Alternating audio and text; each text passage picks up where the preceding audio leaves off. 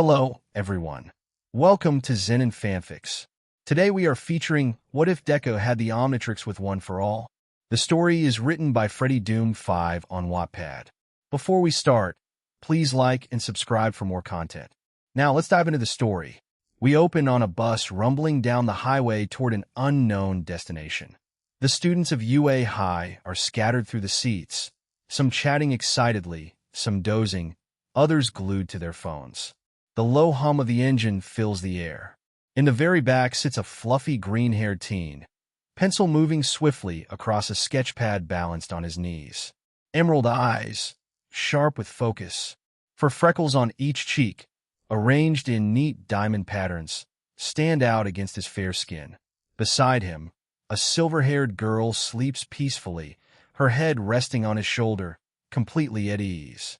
The boy's name is Izuku Midoriya, ninth holder of One for All and current vice class representative of Class 1B. And this is his story. Izuku's story didn't begin with power. It began with absence. In a world where 80% of the population possesses superpowers known as quirks, Izuku was born part of the unlucky 20% quirkless. His childhood was defined by ridicule, discrimination, and constant reminders that he would never be a hero. Dreams like his were impossible. And then he met All Might, the #1 hero. After witnessing Izuku risk his life to save someone despite having no power of his own, All Might saw what others never had, a true heroic spirit. He chose Izuku as his successor, passing down the legendary quirk, One for All. 10 grueling months of training followed, sculpting Izuku's body into something capable of holding even a fraction of that overwhelming power. It paid off. He earned admission into UA High School, the academy that had produced generations of legendary heroes. Not only that, but he was placed in a Class 1B. From there, everything changed. For the first time, Izuku found classmates who didn't mock his muttering or dismiss his notebooks full of hero analysis. They supported him, trained with him, believed in him. Under the intense guidance of Vlad King, Class 1B pushed their limits daily. By the time the sports festival arrived, Izuku could safely wield 10% of One for All. Now, he could handle 30%, a massive leap from his limit of 5%. But not everything improved. There was still Katsuki Bakugo. When Bakugo discovered that the worthless Deku had somehow obtained a powerful quirk and secured a place at UA, his fury exploded. During the first week, he attacked Izuku outright, determined to prove that nothing had changed and that Izuku was still beneath him. He was wrong. Class 1B, and even members of 1A stepped in before things went too far. For once, Izuku wasn't alone. Later, he explained the truth. They had once been childhood friends. But the moment Bakugo's quirk manifested, arrogance twisted into something uglier. He harbored both a superiority and an inferiority complex, along with a god complex. A need to dominate, to win, to never look weak. In short, Katsuki was a volatile storm of ego and pride.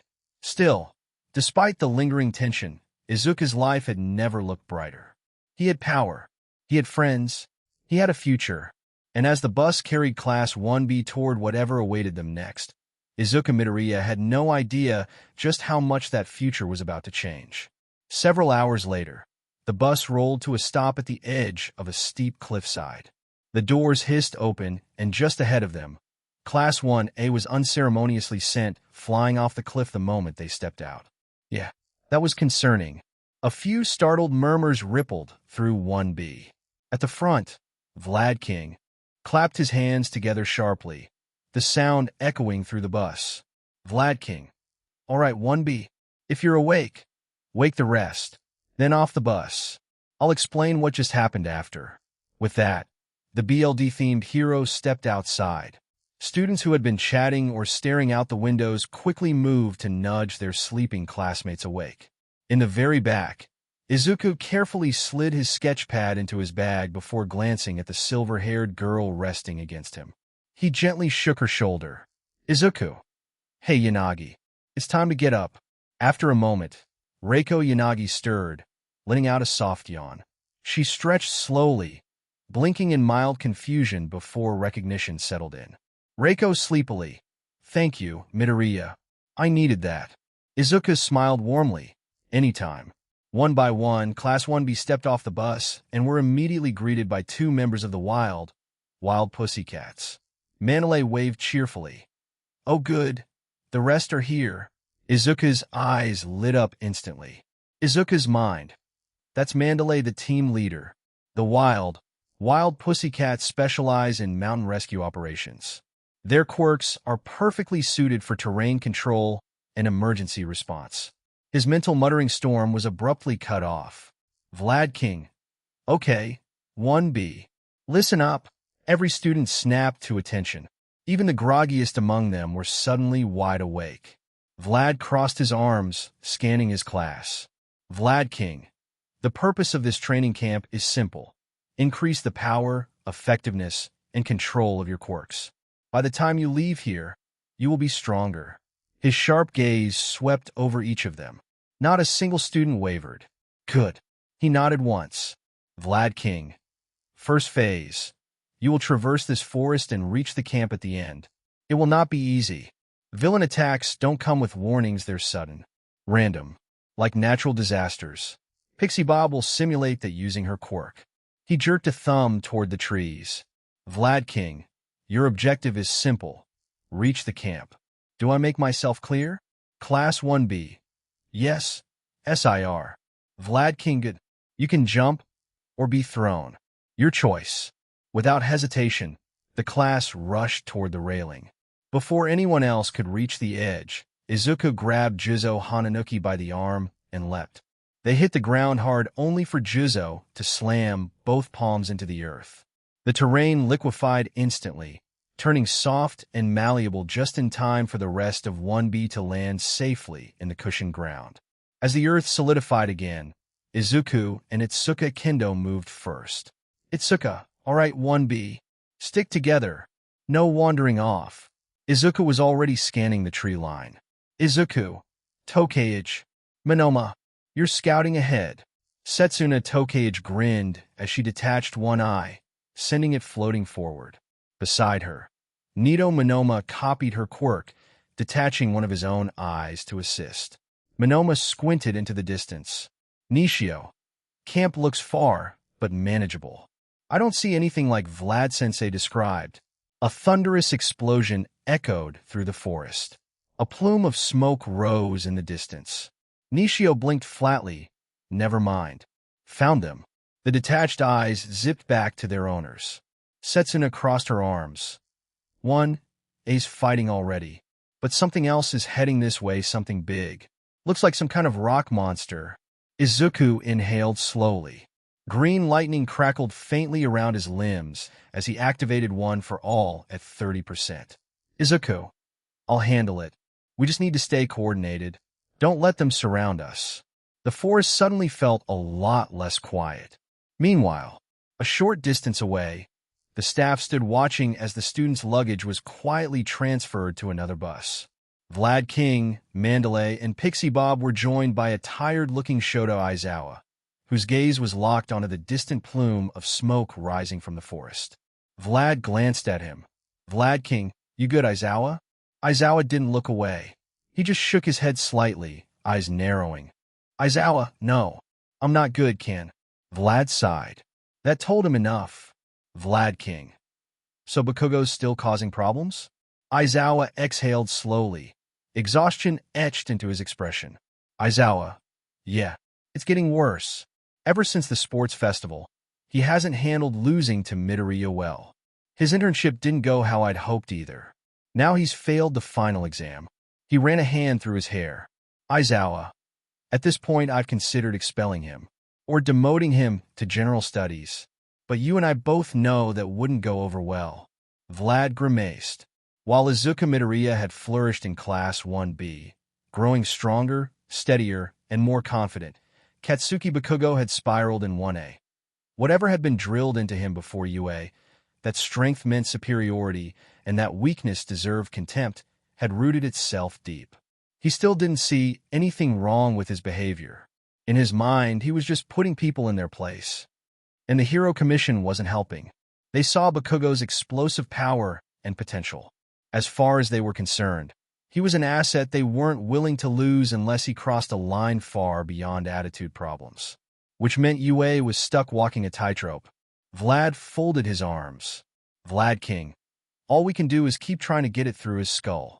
If he keeps this up, one day not even the commission will be able to shield him from the fallout. Izawa gave a small nod. That was the truth of it. Without another word, the two homeroom teachers headed toward the camp ahead of their students. For hours later. For long, exhausting hours. That's how long it took Class 1B to reach the camp. When they finally stumbled out of the forest, every single one of them looked like they'd gone 10 rounds with a villain. Even Pony Tsunatori, whose mutation granted her impressive stamina, was visibly drained. Izuku flexed his fingers as faint aches pulsed through his arms and legs.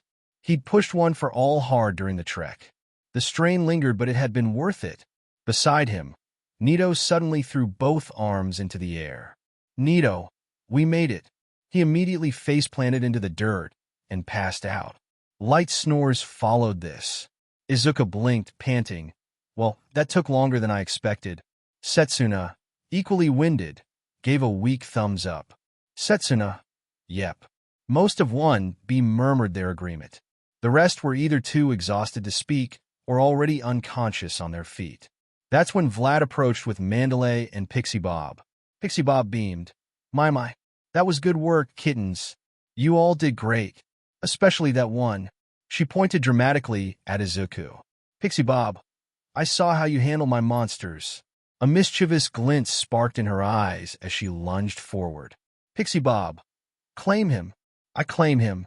Izuku barely processed what she said before instinct kicked in. He dodged sideways, just as she attempted to tackle him. Mandalay sighed heavily, stepping in and grabbing Pixie Bob by the scruff of her collar. Mandalay, Pixie, he is a minor. Pixie Bob huffed. Oh, come on. He's perfect, and I need a mate. Mandalay bonked her lightly on the head. Mandalay, then find one your own age. She turned back to the utterly drained Class 1B and their deadpan teacher. Mandalay, sorry about that. It's that time of year. She gets dramatic. The class stared at them in collective exhaustion. No one had the energy to question it. Without further comment, 1B shuffled toward the camp buildings, drawn by the promise of food, showers, and unconsciousness. Training camp had officially begun, and they were already running on fumes. Not too long later, Shoto Todoroki stepped out of the woods, a thin layer of frost still clinging to his right shoulder. He spotted Izuku and the members of Class 1B gathered nearby, eating and resting. The one for all user looked up and smiled. Izuku. Hey Todoroki, looks like you got here before the rest of your class. Shoto sat down beside him, or more like he collapsed, exhaustion clear on his face. Shoto. Yeah, I didn't feel like dealing with Bakugo or Ida trying to keep everyone in one big group. I was with Jiro and a few others earlier, but we got separated. I figured I'd just head here. Izuku gave the dual-haired teen a reassuring pat on the back. Izuku, I'm sure they're fine. It shouldn't take them long. Let's just hope that. Before he could finish, the sound of crashing branches exploded from the woods. Katsuki Bakugo burst out of the trees, panting heavily, a wild look in his eyes. When he saw Class 1B sitting around eating, some of them even sleeping, and Shoto and Izuku already there, his face twisted in fury. Katsuki, King Deku, how the hell did you and your weak class get here before me? Izuku didn't even bother turning around. Izuku flatly, I stayed with my class and we worked together. That only made Bakugo angrier. He rushed forward, explosions igniting from his palms. Katsuki, Deku. A massive blast shot toward Izuku only to slam into a towering wall of earth that rose up in front of him, completely blocking the attack. Bakugo blinked. Katsuki, what the? A moment later, something wrapped tightly around him. A capture scarf coiled around his body, restraining him instantly. Izawa walked forward, his tired eyes fixed on his student. Bakugo thrashed violently, trying to break free. Izawa activated his quirk, and Bakugo's explosions died instantly. Izawa. Bakugo, stop this now, or I'll give you twice the remedial lessons as the others who failed. Bakugo growled, but he stopped struggling. Once released, he stormed over, grabbed some food, and stalked away to eat alone far from Class 1B, Izuku, and Shoto. Several students rolled their eyes before going back to eating. About 30 minutes later, the rest of Class 1A finally arrived. They came in scattered groups, some small, some large, but every one of them looked exhausted and starving after the long run and heavy quirk usage. Very few of them glared at Class 1B for arriving first. The others just didn't care at all. After grabbing food and eating, the students collapsed into their beds and quickly fell asleep. Time skip. The next morning, around 6 a.m., Kanoko Komori yawned loudly as she walked along, her hair completely messy. Her usual mushroom-shaped bob looked more like Izuku's wild curls. Speaking of Izuku, the green-haired teen was slowly waking up. He had a strange dream during the night and had struggled to fall back asleep afterward. What he didn't know was that the dream had been the past users of One for All trying to reach him. Meanwhile, Class 1B followed behind their teacher as they walked through the forest. Vlad King clapped his hands together. Vlad King. All right, Class 1B. I know this year has been tough, but it's time to get serious. We've got about a week to WHP you all into shape. Izuku yawned. Vlad-sensei, I hate to ask, but what exactly are we doing at this camp? Vlad King grinned. Simple Midoriya training. Every student in Class 1B immediately had the same thought. All of 1B. Oh no. Vlad continued. This camp exists so you can become stronger and eventually earn your provisional hero licenses. You've all been training your bodies daily, but your quirks still need work. He crossed his arms. Vlad King. Quirks are like muscle fibers. When you push them until they're worn out, they rebuild stronger than before. So for the next week, we'll be pushing your quirks to their absolute limits. The group stepped out of the woods. What they saw on the other side made many of Class 1B freeze in a mix of shock and horror. Class 1A was already training and it looked more like torture. Bakugo stood beside a large metal drum filled with boiling water, repeatedly plunging both hands into it to expand his sweat glands. Each time he pulled them out, he unleashed a massive explosion into the sky. Shoto Todoroki sat inside a large tub of water, rapidly switching between freezing it solid and boiling it with his flames. Hantashiro stood near the edge of a cliff, continuously firing tape from his elbows without stopping. Eijiro Kirishima and Masahiro Ojiro were sparring fiercely. Kirishima hardened his body as Ojiro repeatedly struck him with powerful tail attacks. Denki Kaminari stood on top of what looked like a small mountain, releasing massive bursts of electricity. No one could quite see what his exact training method was. Koji Kota stood nearby, shouting at the top of his lungs non-stop. Yuga Aoyama fired repeated beams from his naval laser, grimacing in pain as the strain of his quirk's drawback hit him. From a cave nearby came loud shouts, mostly about something called Dark Shadow, which meant Fumikage Tokoyami was training inside. Achiko Uraraka floated inside a giant plastic ball that bounced wildly across the training grounds. Above the area, several rocks floated in the air, likely part of her training. Tenya Ida sprinted around the entire camp at full speed with his engines roaring. Occasionally his quirk stalled, smoke pouring from the mufflers in his calves, but even then he kept running. Tsu Azui scaled the side of a mountain, using her tongue like a rope to swing herself upward. Rikido Sato lifted heavy weights while continuously eating sweets to fuel his strength. Momo Yaoyorozu sat nearby eating as well, repeatedly creating different objects with her quirk while one of the wild PP cats corrected her sizes and designs. Kyoka Jiro stabbed her earphone jacks deep into solid rock, strengthening them with each strike. Mina Ashido sprayed acid onto the same rock, dissolving and reshaping it as part of her training. Minoru Mineta continuously ripped the sticky ball from his head, wincing as BLD trickled down his scalp. Mizo Shoji repeatedly grew extra dupli arms while Toru Hagakure tried to evade detection using her invisibility. Finally, Nairenjiki Shota stood in front of a rock wall, punching it again and again. He paused for a moment, then a massive delayed impact shook the wall, deep cracks spreading across the stone. Vlad King looked over Class 1B, a smirk slowly spreading across his face. Vlad King, Class 1B. His smirk widened. Vlad King, welcome to hell. And with that, their training began. Yosetsu Aways immediately got to work, welding together anything he could find: metal scraps, tools, broken equipment, before quickly separating them and welding them again. Over and over. The goal was to increase the speed at which he could weld and unweld objects so he could use his quirk more fluidly in battle. Sun Kaibara's training involved spinning his arms at maximum speed while fighting against Tetsu Tetsu Tetsu Tetsu. Tetsu Tetsu remained in his steel form the entire time, forcing Kaibara to keep up both his spinning attacks and his stamina. The training was meant to increase the speed and control of Kaibara's rotations while also improving his combat ability. For Tetsu Tetsu, the constant blows helped increase his already impressive durability. Tagaru Kamakiri stood before a rock wall, repeatedly generating blades across his body before slashing at the stone again and again. The training focused on increasing how quickly he could grow his blades while also strengthening their durability. Shirhai Korwaro moved silently through the training ground, slipping in and out of shadows. His challenge was to hide within smaller and smaller patches of darkness, forcing him to refine how precisely he could use his quirk within limited shadow space. Itsuka Kendo focused on enlarging her fists, pushing them to their maximum size before shrinking them again.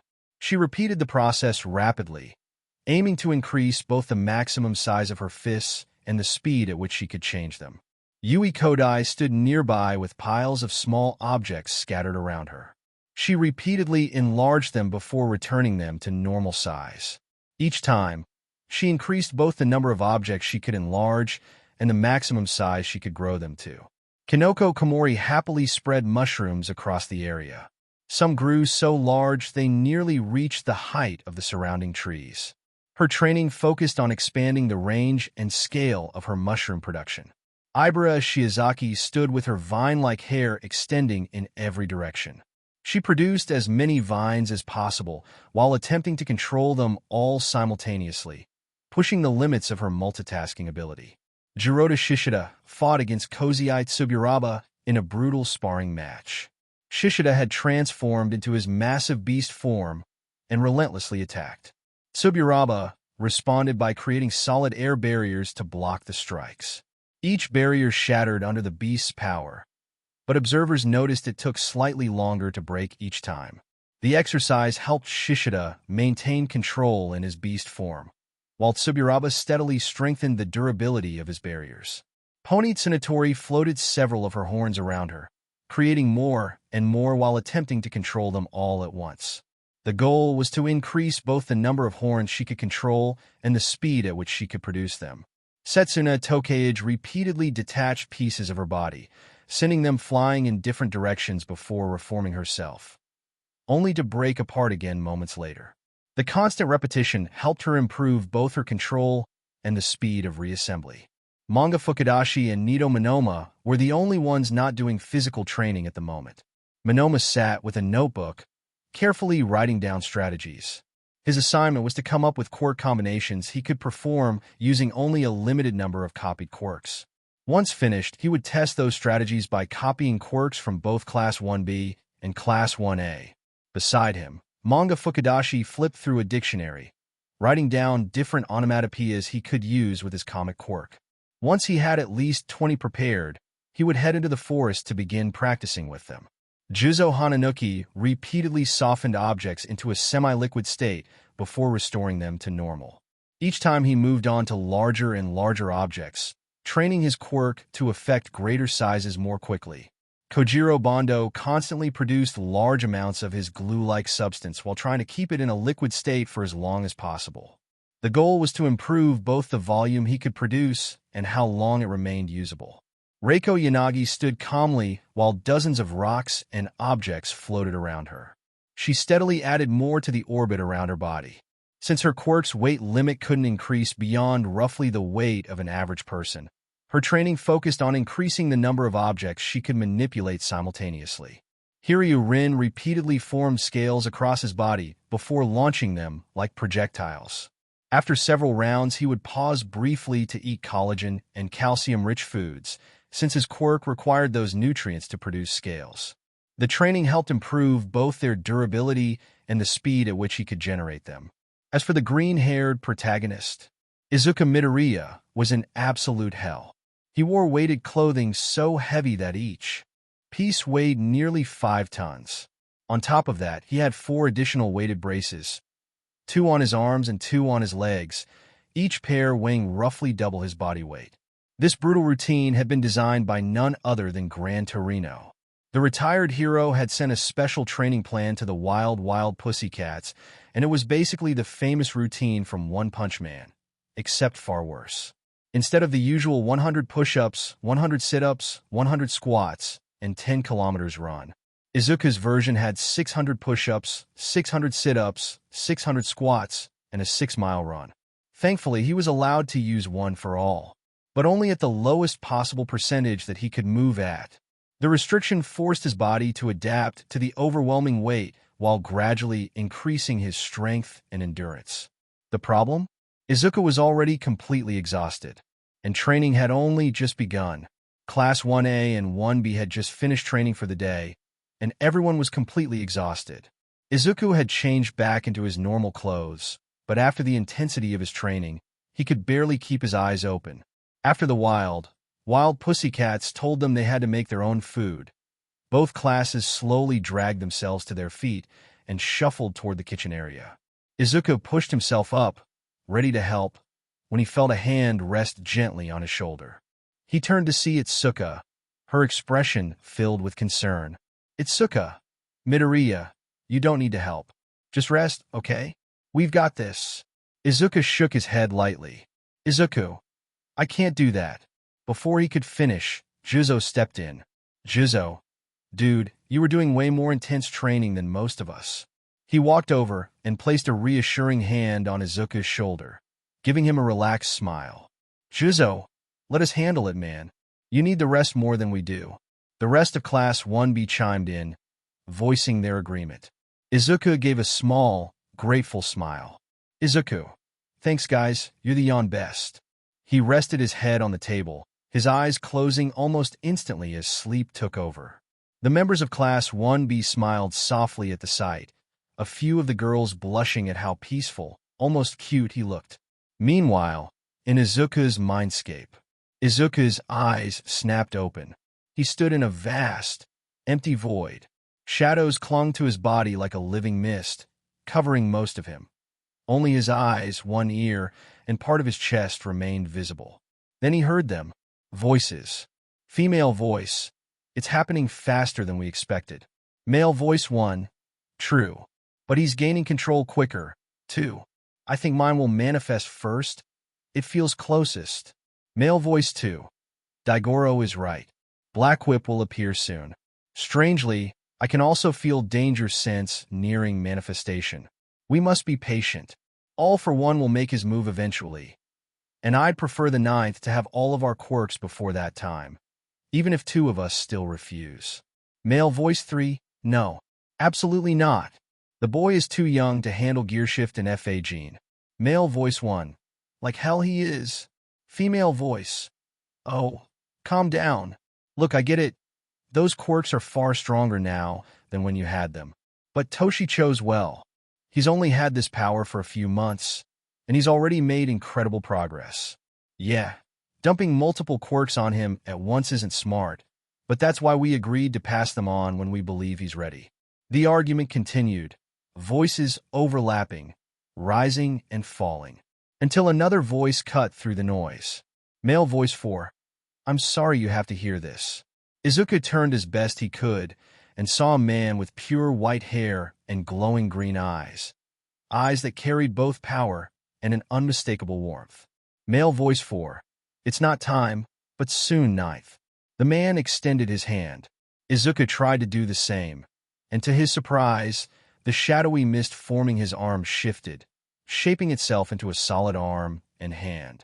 His fingers stretched forward, just barely brushing the man's fingertips. In that instant, Izuku noticed the 7 other figures standing behind him. The void lit up, glowing with countless colors. And then, Izuku's eyes flew open. Izuku looked around the camp, letting out a long yawn as he stretched. A few quiet pops came from his back, and he sighed in relief. Just then, his classmates approached, chatting among themselves.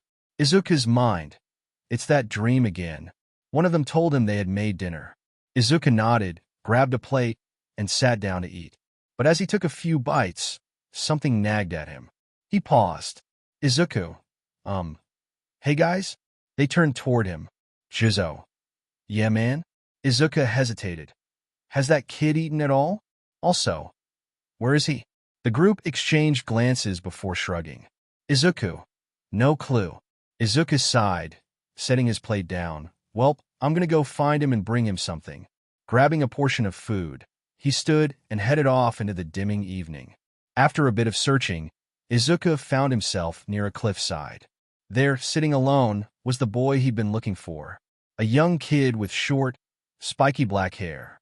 A collared shirt, dark shorts, and a red hat with two golden, horn-like spikes. The boy looked up and immediately scowled. Kota, what do you want? Izuku raised his hand slightly, palm open. Hey, I'm not here to hurt you.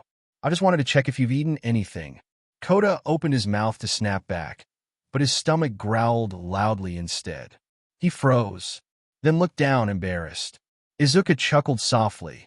Without saying anything else, he set the food down halfway between them. Then he stepped back, giving the boy space. Kota eyed him, then the food, then him again. After a moment, he walked forward, grabbed it, and returned to his spot, quietly eating. Izuku didn't interrupt. He just sat down nearby, leaning back and looking up at the stars. Time passed in silence. Kota finished eating, but neither of them moved. They just sat there under the night sky. Then, Kota, why? Izuku blinked, glancing over. Why what? Kota stared down at the ground. Kota, why do you want to be a hero? Izuku went quiet for a moment, thinking. Then he spoke, his voice calm and gentle. Izuku, well, at first it was because everyone wanted to be one when we were kids. Then it was because I wanted to be like All Might. Kota scoffed. What, so you could one-punch every villain? Izuku shook his head, smiling faintly. No, not that. Kota. Then what? Izuku looked up at the stars again. Izuku, I wanted to save people with a smile, so they'd know that no matter what, everything would be okay. He let out a small, thoughtful laugh. Izuku. But over time, I realized I could never be All Might. Someone told me I was trying too hard to copy him. He glanced at Kota. Izuku, if I want to be a hero, I have to be my own. His smile softened. Izuku, but I still want to save people like that. With a smile. Kota was quiet for a moment. Then, barely above a whisper, Kota, even if it kills you? Izuku didn't hesitate. Izuku, even if it kills me. Silence settled again. Then Kota spoke, voice shaky. Kota, my mom and dad were heroes. Izuku's expression softened. They're not here anymore, are they? Kota shook his head, tears starting to fall. Izuku moved closer and gently pulled him into a hug. Kota cried, clutching Izuku's shirt. Why did they leave me? Izuku held him tighter. Izuku softly. They didn't want to. I'm sure they fought as hard as they could to stay with you.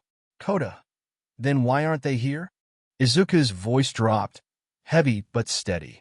Izuku, sometimes evil can be too strong. Kota trembled. Izuku continued. That's why people like me fight. We give everything we have so others can come home. He looked down at the boy, whose crying had begun to slow. Izuku, your parents were amazing heroes, and they loved you more than anything. Izuku gently tapped Kota's chest. Izuku, that love didn't disappear. It's still right here. Kota sniffled. Izuku, looking back up at the stars. So don't think they're gone. They're still with us. Kota followed his gaze. Izuku, they all are. After a moment, Kota spoke again. Kota, did you lose someone too? Izuku exhaled slowly. In a way. My mom used to tell me about my grandmother. She was a pro hero, and she died fighting a really powerful villain. He smiled faintly. Izuku, I never met her, but she gave everything to protect her family. And somehow, I still miss her. He looked at his hands. Izuku, it's kind of strange, mourning someone you never knew. Kota didn't respond, but he didn't pull away either. Then suddenly, Kota, is that a shooting star? Izuku tilted his head, pretending to look. Izuku, really? I don't see it. He did see it, but he wanted Kota to show him. Kota pointed, it's right there. Izuku followed his finger. Oh yeah, you're right. That is a shooting star. He leaned forward slightly. Izuku, hey, it looks like it's getting closer. Kota blinked. Mr. Hero? Izuku's expression shifted instantly. Izuku, yeah, it is. The star was getting bigger. Faster. Way too fast. Without another word, Izuku scooped Kota up and ran, sprinting toward a nearby cave. They ducked inside just as, boom, the ground shook. Dust and wind rushed past the entrance. The two stayed still for a moment, listening. Then silence. Slowly, curiosity got the better of them. They stepped outside. Where they had been standing just moments ago was now a crater. The earth was scorched, cracked outward from the impact. Kota and Izuku approached carefully, peering over the edge. At the center, Kota whispered, "What is that?" Embedded in the ground was a metallic, cylindrical object. Not a rock, not debris. Something artificial. Something that definitely didn't belong there. Izuku stared down at the strange metal object resting at the center of the crater. His mind immediately began racing through possibilities. It could be something a villain sent, or maybe it's a distress signal, someone might need help, or some kind of alien device. He paused. Okay, yeah, that last one's a stretch, right? Izuku scratched the back of his head, exhaling slowly. He spoke, more to himself than anyone else. Izuku, alright, I'll check it out. Make sure it's safe. Then you can come down. Kota shifted uneasily at the edge of the crater. Kota, are you sure about this? Izuku glanced back at him and gave a small, reassuring nod. Izuku, yeah, I think so. He looked back at the object, his expression turning more serious. Izuku, the wild pussycats, the teachers, everyone, they probably saw this thing land. They'll be heading this way soon. He adjusted his footing on the loose dirt. Izuku, so for now, we stay put and don't do anything reckless. He added, before pausing. Izuku, assuming this thing isn't from a villain. Kota frowned. How likely is that? Izuku gave a small shrug. Low. Then after a beat, Izuku, but with our luck this year? Not impossible.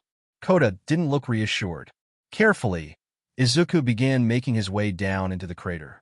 Each step sent small rocks sliding under his feet as he descended.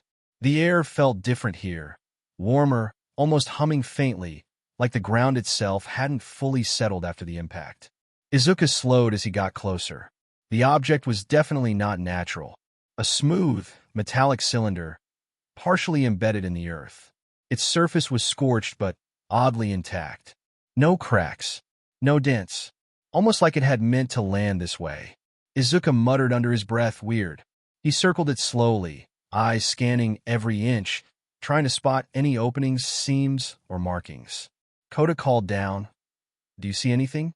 Izuku replied, "Not yet." Izuku then crouched down slightly. No obvious damage. No symbols either. He hesitated, then carefully reached out.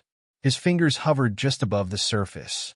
Izuku mumbled under his breath, "If this thing explodes, I'm gonna look really dumb." Kota blinked. "What?"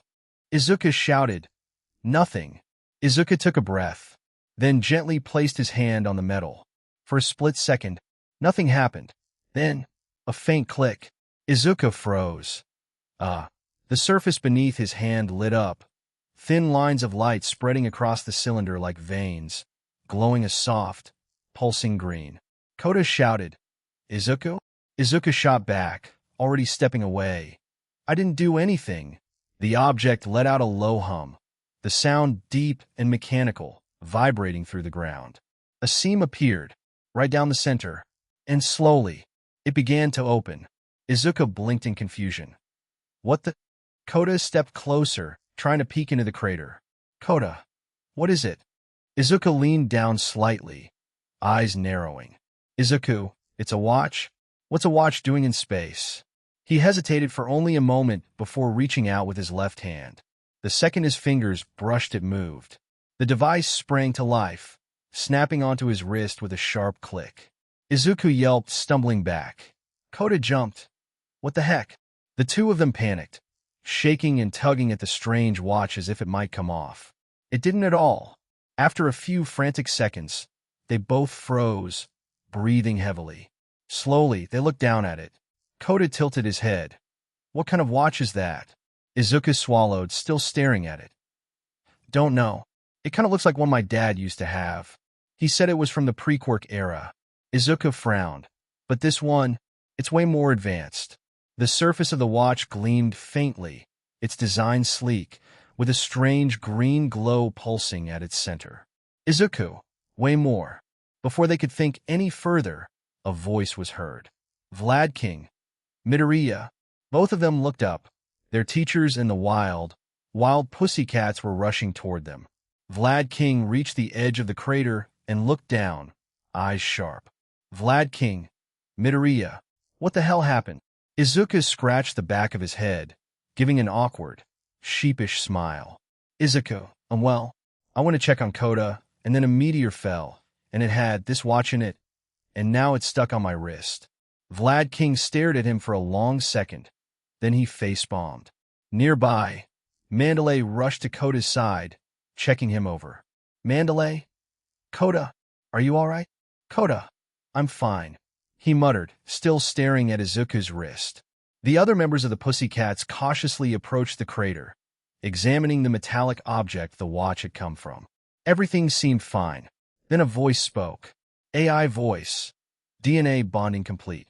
Systems running at 100%. New user identified. Everyone froze. Slowly, all eyes turned to Izuku's wrist. The watch glowed brighter. AI voice. Systems updated. New user registered. Name, Izuku Midoriya. Age, 16. Gender, male. Systems linked. Unknown DNA located. Scanning, identified. Izuku stiffened. Izuku's mind. You unknown DNA? Does it mean one for all? AI voice. Hello, user Midoriya. I am the artificial intelligence system for the Omnitrix. Would you like to begin the tutorial? Izuku looked around wildly, clearly overwhelmed. Izuku, sure? AI voice. Excellent. Tutorial starting in 3, 2, 1. Playing video. Activating hologram. A bright green beam shot out from the watch. It expanded outward, forming a life-sized hologram. A man appeared. He was tall and muscular, with brown hair and green eyes strangely similar to Izuku's. He wore a black t-shirt with a white stripe, army green pants, boots, and fingerless gloves. The man looked directly at Izuku and smiled warmly. Ben. Hey there. Name's Ben Tennyson. Or, as I'm known in my time, Ben 10,000. Izuku blinked. The man continued casually, as if this was completely normal. Ben, I'm a hero where I come from, and you're probably wondering what that thing on your wrist is. He raised his arm, revealing a device identical to Izuku's. Ben, that is one of the most powerful devices in the known universe. It's called the Omnitrix. Everyone looked confused, having never heard of such a device. Ben, it lets you transform into different intelligent alien species stored inside it. It's a huge responsibility. Trust me, I didn't exactly handle it perfectly when I first got it. Ben chuckled lightly, but that's not important right now. You're the new wielder. So let's get you started. Ben tapped the face of his Omnitrix. A holographic interface popped up, displaying multiple alien silhouettes. Ben, the Omnitrix works by tapping the screen. He demonstrated, then slid his finger across it. Ben, you scroll through your available forms like this. Izuku leaned in slightly, completely focused. Ben, now the important part. Picking your alien. Ben stopped on one of the icons. Ben, you select it, tap it, and the core pops up. The device shifted, raising slightly. Ben, all you have to do is press it down. He paused, raising a finger. Ben, but don't hit it too hard. Izuku nodded instinctively. Ben, if you hit it too hard, you might get a mistransformation. Trust me, I did that a lot when I was younger. He smirked.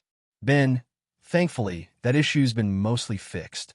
So you should get the form you pick, unless the Omnitrix decides something else would be better for the situation. The group exchanged looks. Tiger muttered, "It decides?" Ben continued, "There's a lot more it can do, but those features are locked for now. You'll unlock them over time, and when you do, you'll get more tutorials like this." He crossed his arms. "Ben, for now, you've got 10 forms, and a 10-minute time limit per transformation. After that, you have to wait 10 minutes to turn back into an alien again." Izuku's eyes widened slightly. "Ben, that time limit will increase as you grow, but don't ignore it. As for the time to turn back, it will shorten." Ben's expression softened. "One more thing. When you transform, you gain that alien's abilities." He paused. "Ben, and their weaknesses." The air grew a little more serious. Ben added, "But you'll also instinctively understand how to use their powers, so don't worry too much." He smiled again. "Ben, all right, that's everything you need for now." Ben glanced off to the side, as if hearing something. "Ben, looks like I've got to go." He looked back at Izuku. "Ben, I don't know where or when you are in the universe." His smile turned confident. "Ben, but you've got this, kid." Izuku straightened slightly. Ben continued, "I was only 10 when I got mine. Yeah, I made a lot of dumb mistakes." He chuckled.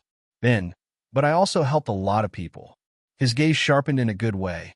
"Ben, and I know you can too." Ben raised his hand dramatically. "Ben, now go on." A grin spread across his face. "Ben, tell the world it's hero time." The hologram flickered and vanished. Silence. Everyone stared at Izuku, and he looked down at the Omnitrix. Izuku let out a quiet sigh, scanning the area before glancing down at the watch strapped to his wrist. "Izuku. Welp, here goes nothing." Just as his finger hovered over the dial, a voice cut through the air. "Aizawa. Midoriya." Everyone's attention snapped toward him. "Aizawa, you can't just activate something like that without understanding it. For all we know, one of those forms could wipe us out just by existing." Izuku stiffened, then swallowed hard and nodded. "Izuku. Sorry, Aizawa-sensei, you're right." He looked back at the Omnitrix, hesitating for a moment before speaking up. "Izuku, Omnitrix?" The device lit up faintly as the AI's voice responded. AI voice. "Yes. User Midoriya?" "Izuku. You can just call me Izuku. Can you tell me what forms I currently have, and what they can do?" AI voice. Acknowledged Izuku. "You currently have access to the following transformations. Transformation 1. Swamp Fire. A Methanosion from Methanos. Abilities include chlorokinesis, pyrokinesis, regeneration, seed generation, root control, mud manipulation, sleep-inducing spores, elasticity, thorn growth, enhanced strength, and body alteration. Transformation 2. 4 Arms. A Tetraman from Koros. Possesses immense strength, durability, agility, reflexes, sonic claps, shockwave generation, heat resistance, and wall climbing. Transformation 3. Big Chill. A Necrophrygian from KYLMYYS.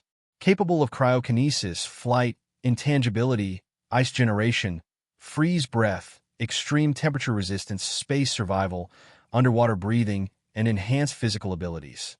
Transformation 4. Gray Matter. A Galvan from Galvan Prime. Extremely intelligent with enhanced agility and reflexes, small size, wall climbing, underwater breathing, universal translation, and sharp teeth. Transformation 5. Ditto. A. Splixen from Hathor. Specializes in self-duplication, clone communication via telepathy, sensory linking, digging, and underwater breathing. Also noted as one of the cutest forms. Transformation 6. Fast Track. A Citricaya from Calabias. Features enhanced speed, strength, agility, reflexes, stamina, heightened senses, and kinetic energy generation. Transformation 7. Feedback. A Conductoid from the Teslavore Nebula. Capable of absorbing, redirecting, and manipulating energy, especially electricity, along with enhanced mobility, strength, and space survivability.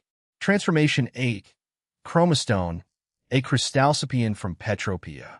Abilities include energy absorption and projection, flight, radiation and electricity immunity, and high durability. Transformation 9. Ripjaws, a Pisxis Valan from Pisxis. Built for underwater combat with powerful jaws, claws, enhanced swimming speed, tail transformation, and a bioluminescent lure. Transformation 10. Locked. Izuku blinked, caught off guard. Izuku. Wait, what? Why is number 10 locked? AI voice. Certain transformations have been restricted by the creator. They can only be accessed under critical conditions, such as near death or by unlocking MSTR control. Izuku frowned slightly. Izuku.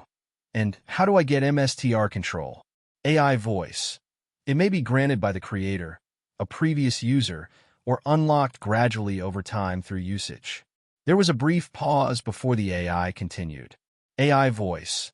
Additionally, Magistrate Tennyson omitted a few key details during the initial briefing. Izuku. Like what? AI voice. You may revert to human form at any time by pressing the Omnitrix symbol. However, doing so will reduce the available duration of your next transformation. New forms can also be unlocked through specific situations or by chance. A slight pause. AI voice.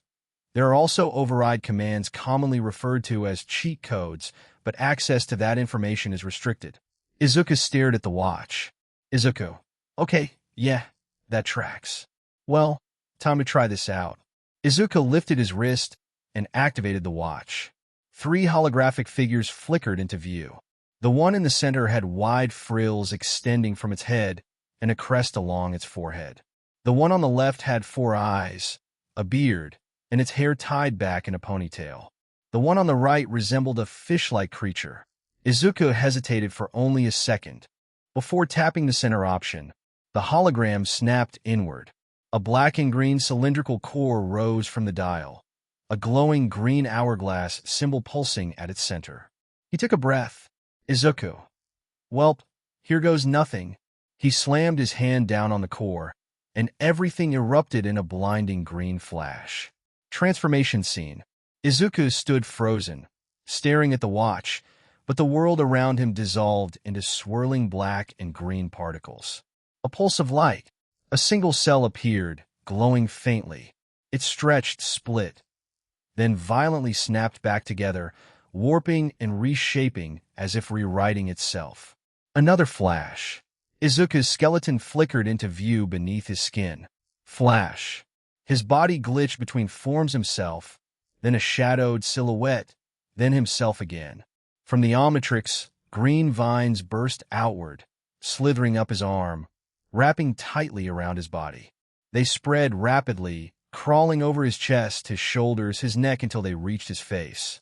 His eyes snapped open, glowing a solid, vivid green. The vines surged upward, covering his head completely before blooming outward like a flower. Petals unfurled into a green and yellow collar around his neck. His face had yellow skin with a darkened black forehead, framed by sharp green eyes. Red frills sprouted from the sides of his head, with a single yellow crest rising from his brow. Along his arms, the vines thickened into pod-like growths, then burst open in small explosions of flame. From within, methane vents ignited, and long red petals flared from his shoulders like living fire. The Omnitrix symbol reformed, embedding itself into the center of his torso. One final surge. Flash. As the light faded, the gathered heroes slowly lowered their arms, blinking away the afterimage. Where Izuku once stood, something new stood in his place. Swampfire / Izuku. Whoa, this is so cool. He flexed his hand, watching flames flicker to life in his palm. With a grin, he tossed the fireball skyward.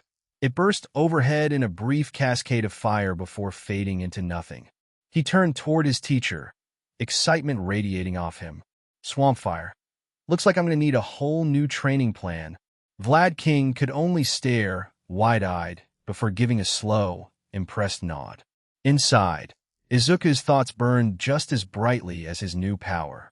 Izuku's mind. With this power, I will save everyone. Izuku yawned as he walked alongside Class 1B toward the training grounds. Izuku. Vlad-sensei, I know we need to train, but this is even earlier than usual. He yawned again, rubbing sleep from his eyes. Last night had been long. Vlad King glanced back at the class and saw that most of them still looked half asleep.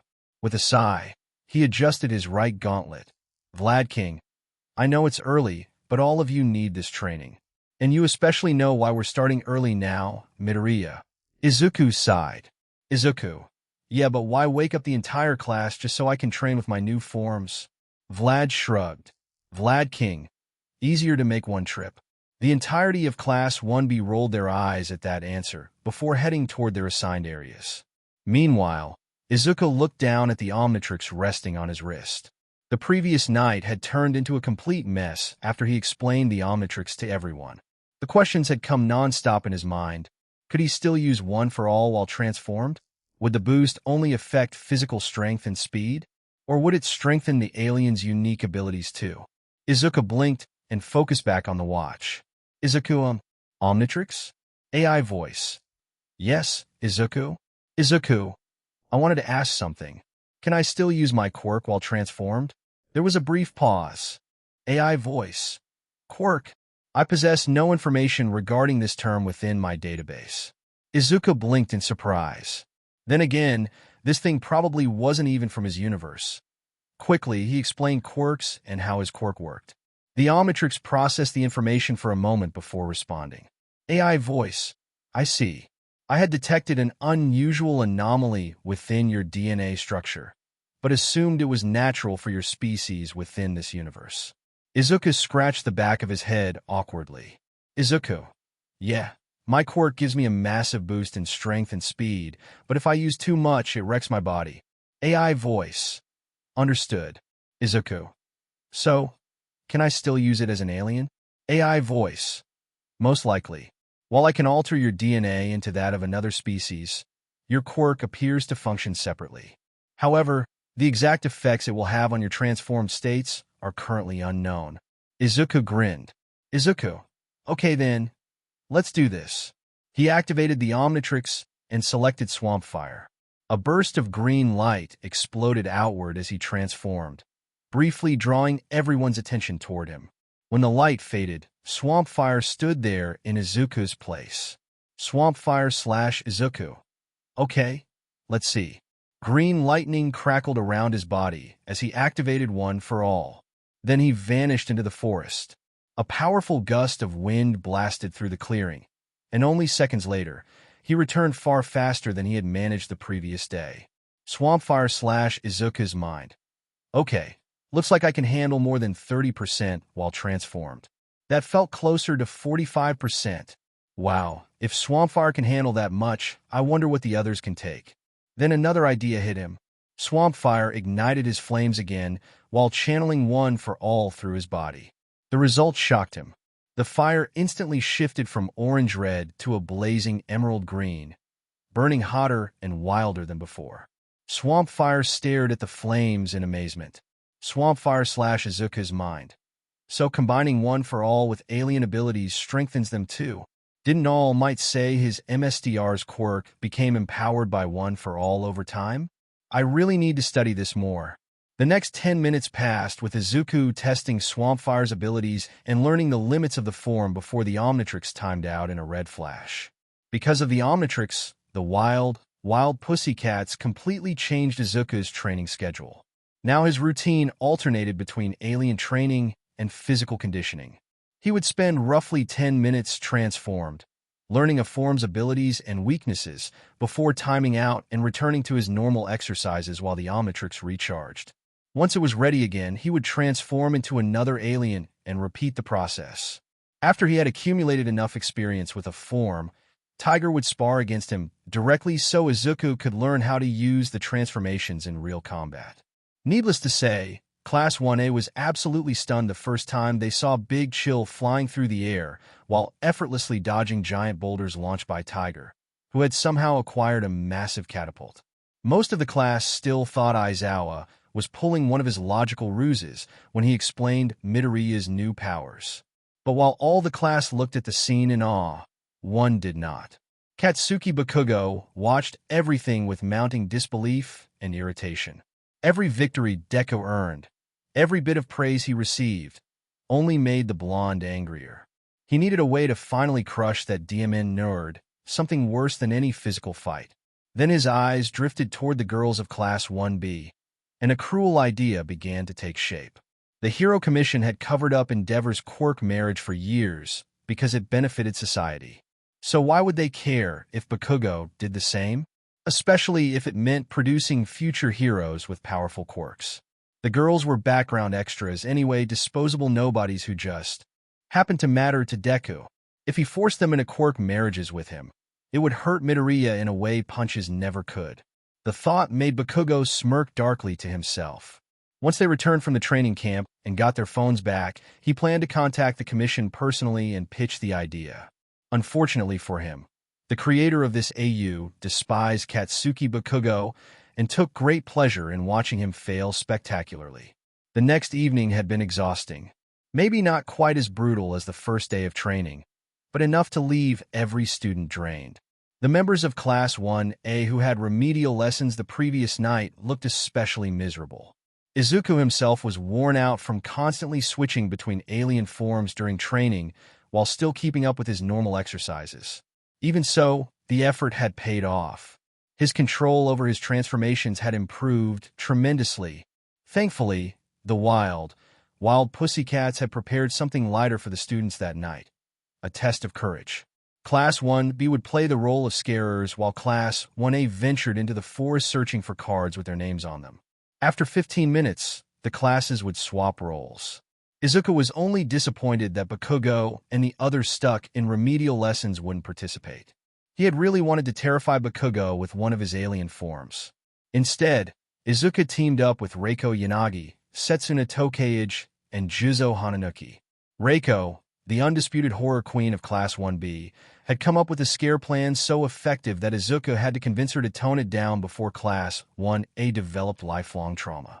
Currently transformed into Swampfire, Izuku finished planting several seeds beneath the softened soil before rejoining the others.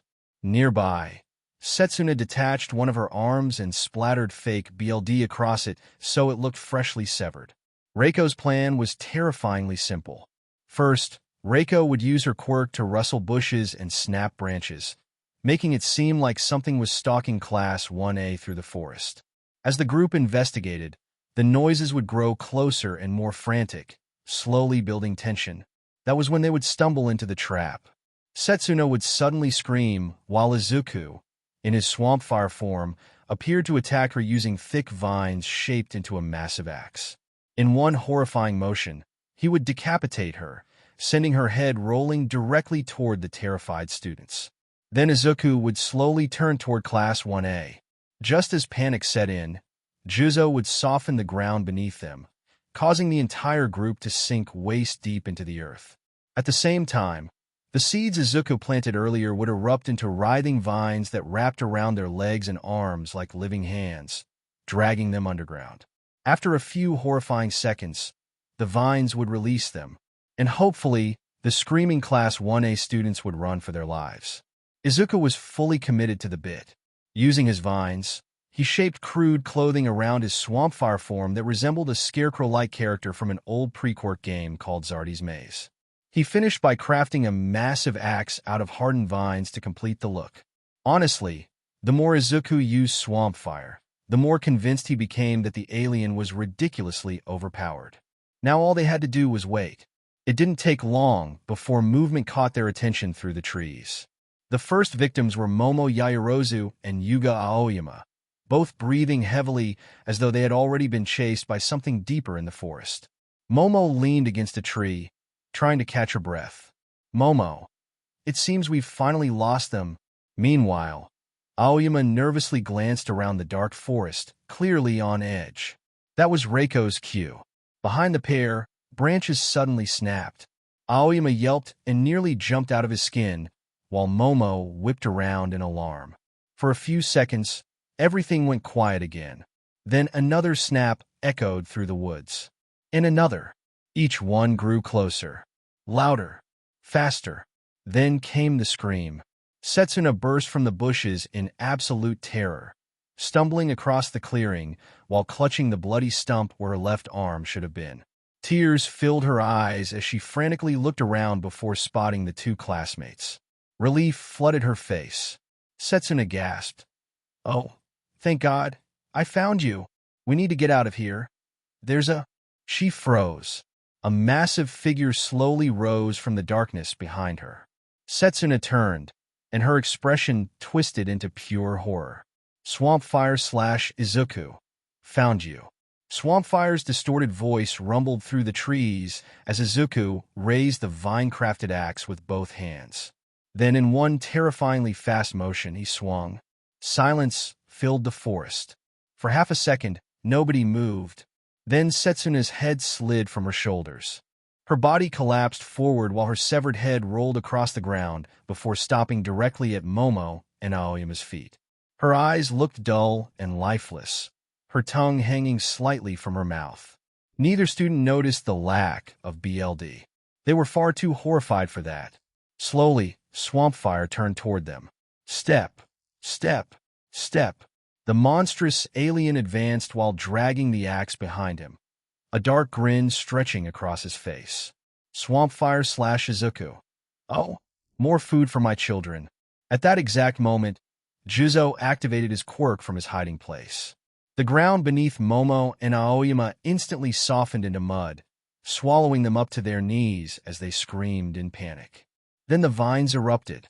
Thick green tendrils burst from the earth and wrapped around their arms and legs, tightening as they dragged the terrified pair deeper into the mud. Their screams echoed through the forest as the vines continued pulling them downward. After several horrifying seconds, the vines suddenly released them. That was all it took. Momo and Aoyama bolted into the forest at full speed, screaming loud enough for half the camp to probably hear them. The second they vanished, Setsuna's severed head burst into laughter. Her body sat upright while Izuku helped steady her, and moments later, she floated her head back onto her shoulders, still cackling uncontrollably. Juzo emerged from his hiding spot laughing just as hard, and before long, even Izuku joined in. Only Reiko remained composed. Though she didn't laugh with the others, the proud smile on her face made it clear she considered the operation a complete success. The next few groups that stumbled into their trap were terrified just as badly as Momo and Aoyama had been. If anything, the scares worked even better than expected, with some students practically sprinting away before the trap had even fully played out. Everything was going perfectly. Then, after they had frightened the third pair, something changed. Swampfire/Izuku asked, Hey guys, what's with the purple gas?" The others immediately turned. A strange violet mist was slowly spreading through the trees. At first it seemed harmless, but more of it was drifting in from every direction. Reiko frowned. "I don't know. Nobody in Class 1A or 1B has a quirk like that." Swampfire/Izuku agreed. Yeah. The four began backing away, only to find more gas flowing in behind them. Swampfire/Izuku's mind. "I don't like this." Every instinct Izuku had was screaming that something was wrong. Swampfire/Izuku's mind. "Nobody here should be able to do something like this." Swampfire/Izuku. "Okay, I'm not taking risks." Before anyone could question him, thick vines shot from his arms and wrapped around all three of his teammates. Juzo shouted, "Dude, what the hell?" Ignoring him, Swampfire activated One for All and launched himself high into the air. The moment they rose above the tree line, everyone froze. Purple gas covered most of the forest below, and beyond it, blue flames. Towering walls of blue fire roared through the woods, consuming trees and brush alike like a starving beast. Swampfire/Izuku muttered, "Holy sh**t." Setsuna detached her head and floated it higher for a better view. Her eyes widened in horror. Setsuna whispered, "Gee guys, the class." Swampfire nodded grimly. Swampfire/Izuku. "They're in there." The realization hit all of them at once. They're classmates. They're friends. Most of Class 1B had been right in the middle of the attack zone, and there was only one group they knew capable of something like this: the League of Villains. Swampfire quickly landed in a clearing safely away from the spreading gas the second his feet touched the ground. A loud beeping sound echoed through the air. Everyone looked at him, and Swampfire stared down at the Omnitrix. Swampfire / Izuku deadpan. "Oh, you got to be kidding me." A red flash erupted around him, and in an instant, Izuku stood in his place, staring at the Omnitrix with a completely deadpan expression. Izuku deadpan? Really? The watch offered no response. Izuku sighed and turned toward his friends. "Izuku, okay. We need to find the others before this gets out of hand." He paused.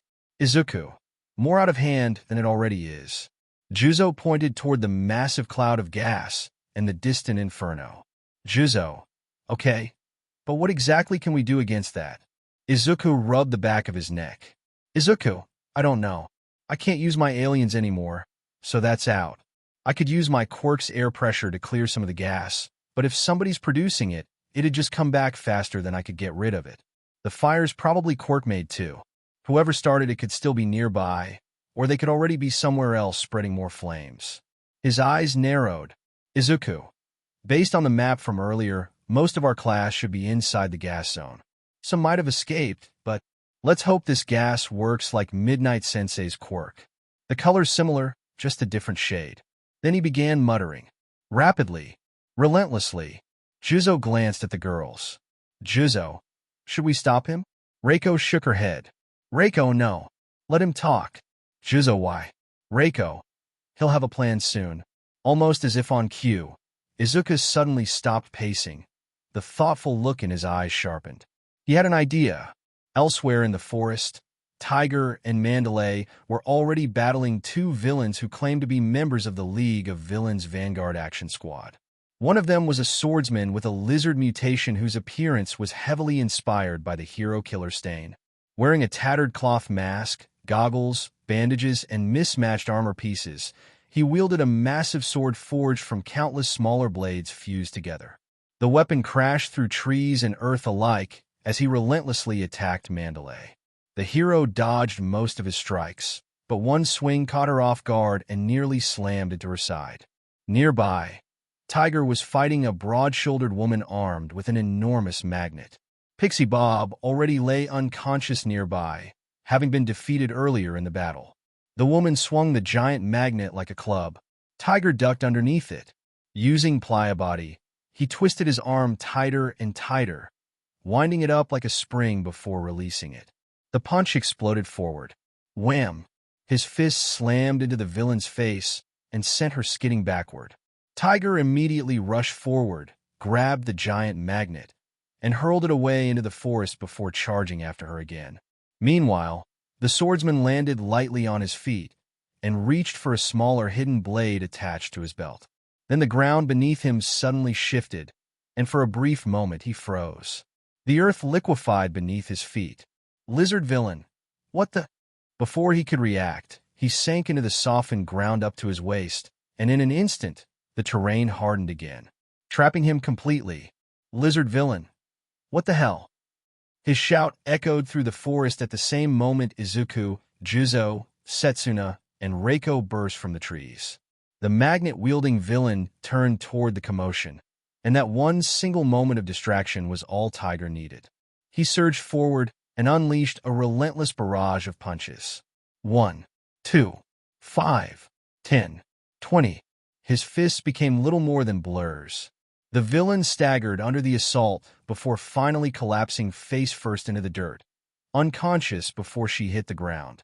BLD trickled from her nose and split lip, while bruises rapidly darkened across her face.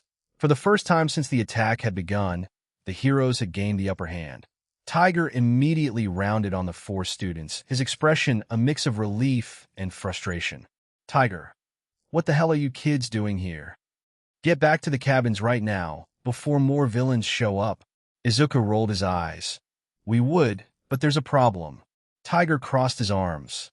"Tiger, we already know villains are here." Izuku replied. Yeah, but they also set a large section of the forest on fire, and there's some kind of purple gas spreading through the woods. We got out as soon as we saw it. Tiger's eyes widened. Then he let out a loud curse. Mandalay looked visibly more nervous at the new information. Her gaze swept over the surrounding forest before settling on the four students. Mandalay, have any of you seen Koda? Izuku shook his head. Izuku, no, but I think I know where he is. Mandalay visibly relaxed at that. Mandalay nodded. Good, go find him. I'll contact everyone through my quirk and warn Vlad King and erase her head about the attack. The four nodded and began to leave. Mandalay. Midoriya. Izuku stopped and turned around. Mandalay's expression had become far more serious. Mandalay. In light of the situation, you have full permission to use your quirk in defense of yourself and others. For a moment, Izuku blinked in surprise. Then he smiled slightly and nodded. Izuku. Understood. Green lightning immediately crackled across his body as One for All surged to life. Arcs of energy danced around him, while the ground beneath his feet cracked from the sudden burst of power. Without another word, Izuku shot forward. Boom! A gust of wind exploded outward as he accelerated into the forest, racing toward the cliffside where he suspected Koda would be hiding. Behind him, Juzo, Setsuna, and Reiko headed back toward the cabins to help warn the others. As he leaped from branch to branch, Izuku couldn't help but hope this would be simple. Find Koda, get him back to safety, then return and help his classmates.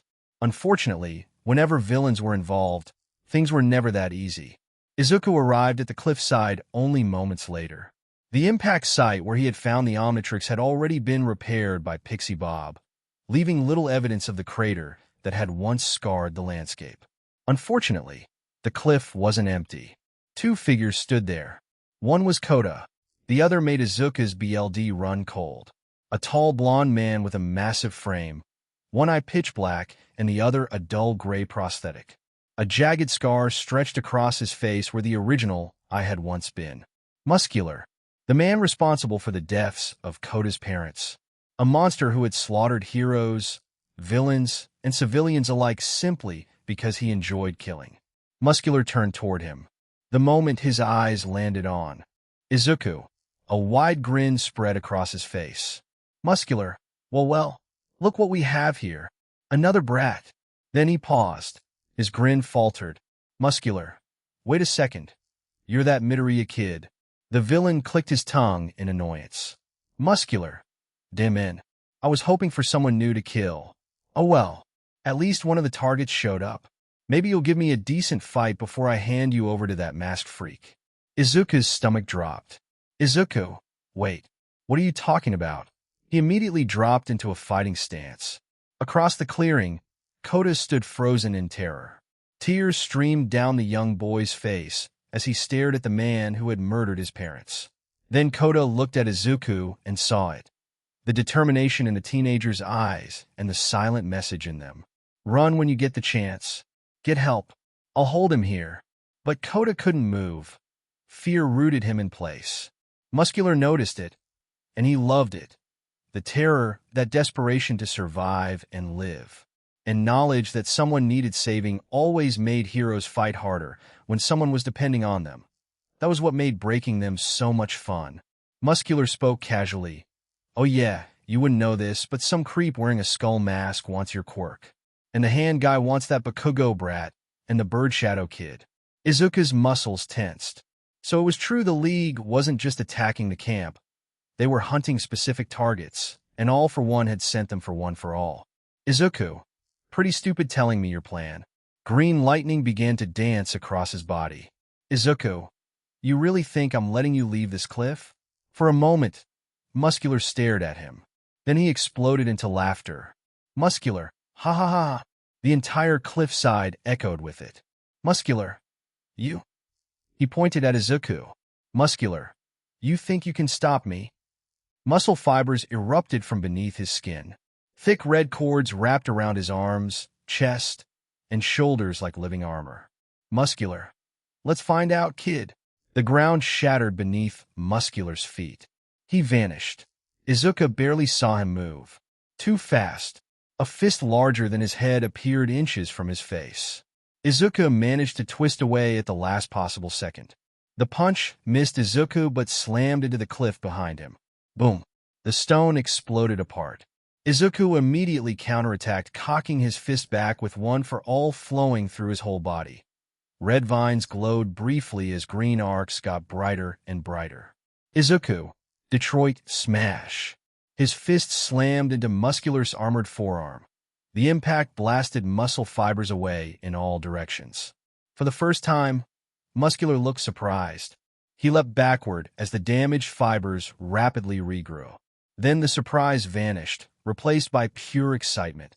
A manic grin split his face.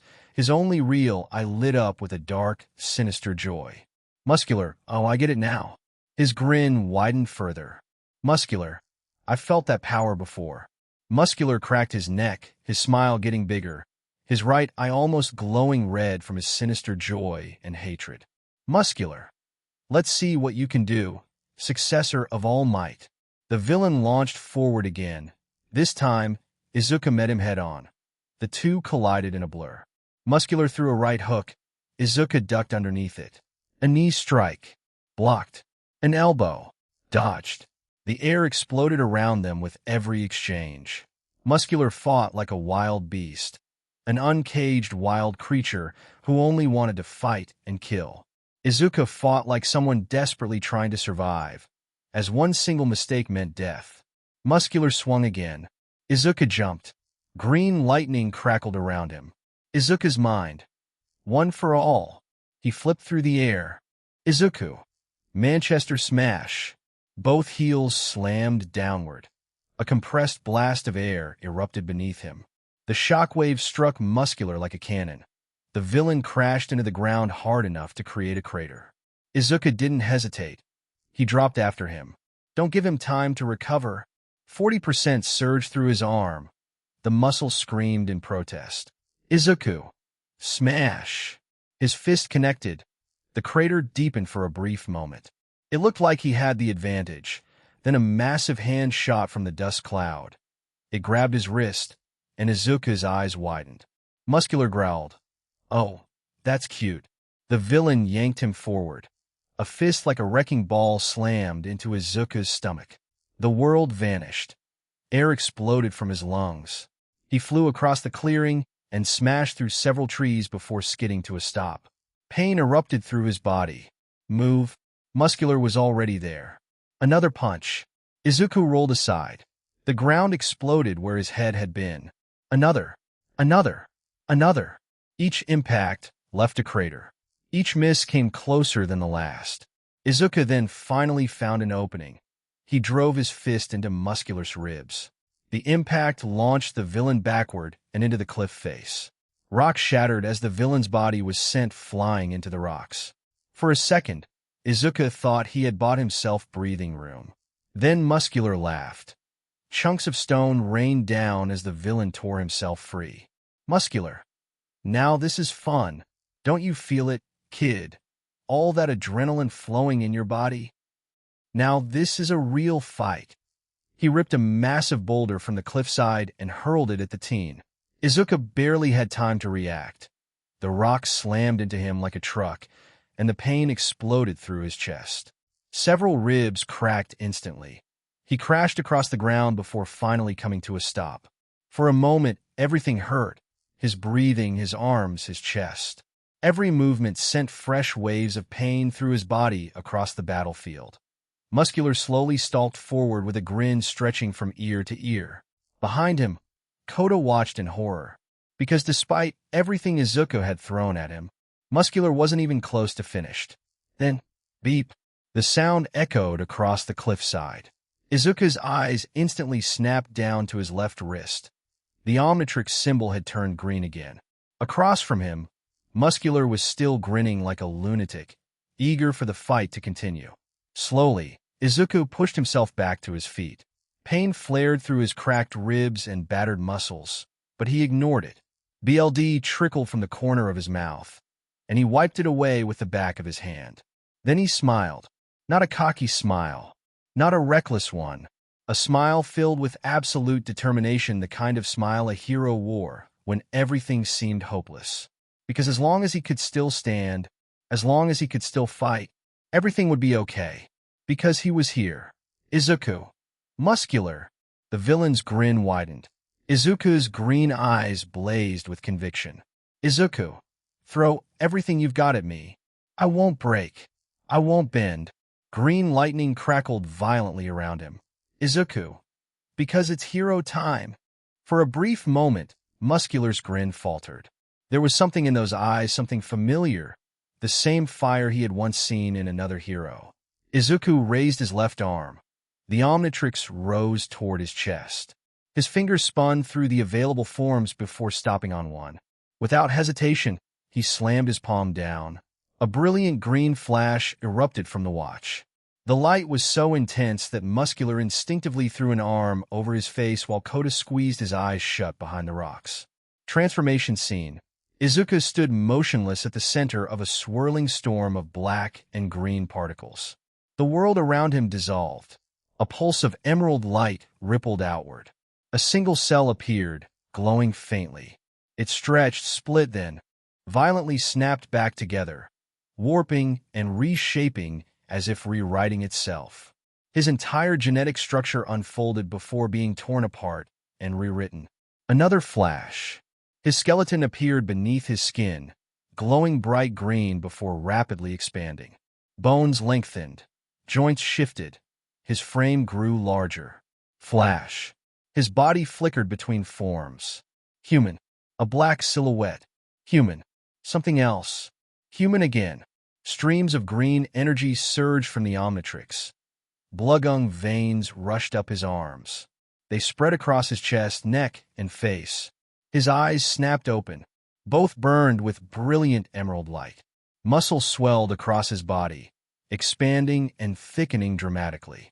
His hands enlarged as his fingers fused, becoming 4 powerful digits on each hand. Then came the next change. 2 additional arms burst from beneath his shoulders. His body widened. His skin shifted from pale flesh to a deep crimson red. Above his normal eyes, 2 more pairs slowly opened, glowing the same vibrant green as the Omnitrix itself. The Omnitrix symbol reformed on his sash below the stomach. The green light faded, and standing where Izuku Midoriya had once been was a towering 4-armed alien warrior. Ready for round 2. Muscular stared at 4 arms for only a moment before his shock melted away. Then he started laughing, a deep, wild laugh that echoed across the cliffside. Muscular. Ha ha ha ha. The villain pointed at the towering alien. Muscular. Now that I didn't see coming, you pull out some 4-arm monster at the last second. His grin widened. Muscular. Now that's fun. Muscular rolled his shoulders. Muscular. Since you're pulling out all the stops, I guess I should stop holding back too. Suddenly, the thick muscle fibers covering his body began to glow crimson. The fibers expanded rapidly, swelling larger and larger until they were nearly twice their previous size. The glow slowly faded, leaving the muscles a pale red color. Then they hardened. The fibers compressed and stiffened until they resembled living armor plating wrapped around his body. For arms, 4 eyes widened slightly. Muscular noticed, and laughed harder. Muscular. What's wrong, hero? Didn't see that one coming? He flexed an arm, and the air cracked. The sheer force behind the movement shattered nearby stones. Muscular. That skullmask freak gave me a couple extra quirks. Makes things way more interesting. Muscular lowered himself into a crouch. Muscular. I was saving this for the pros. His grin became feral. Muscular. But you've earned the full experience.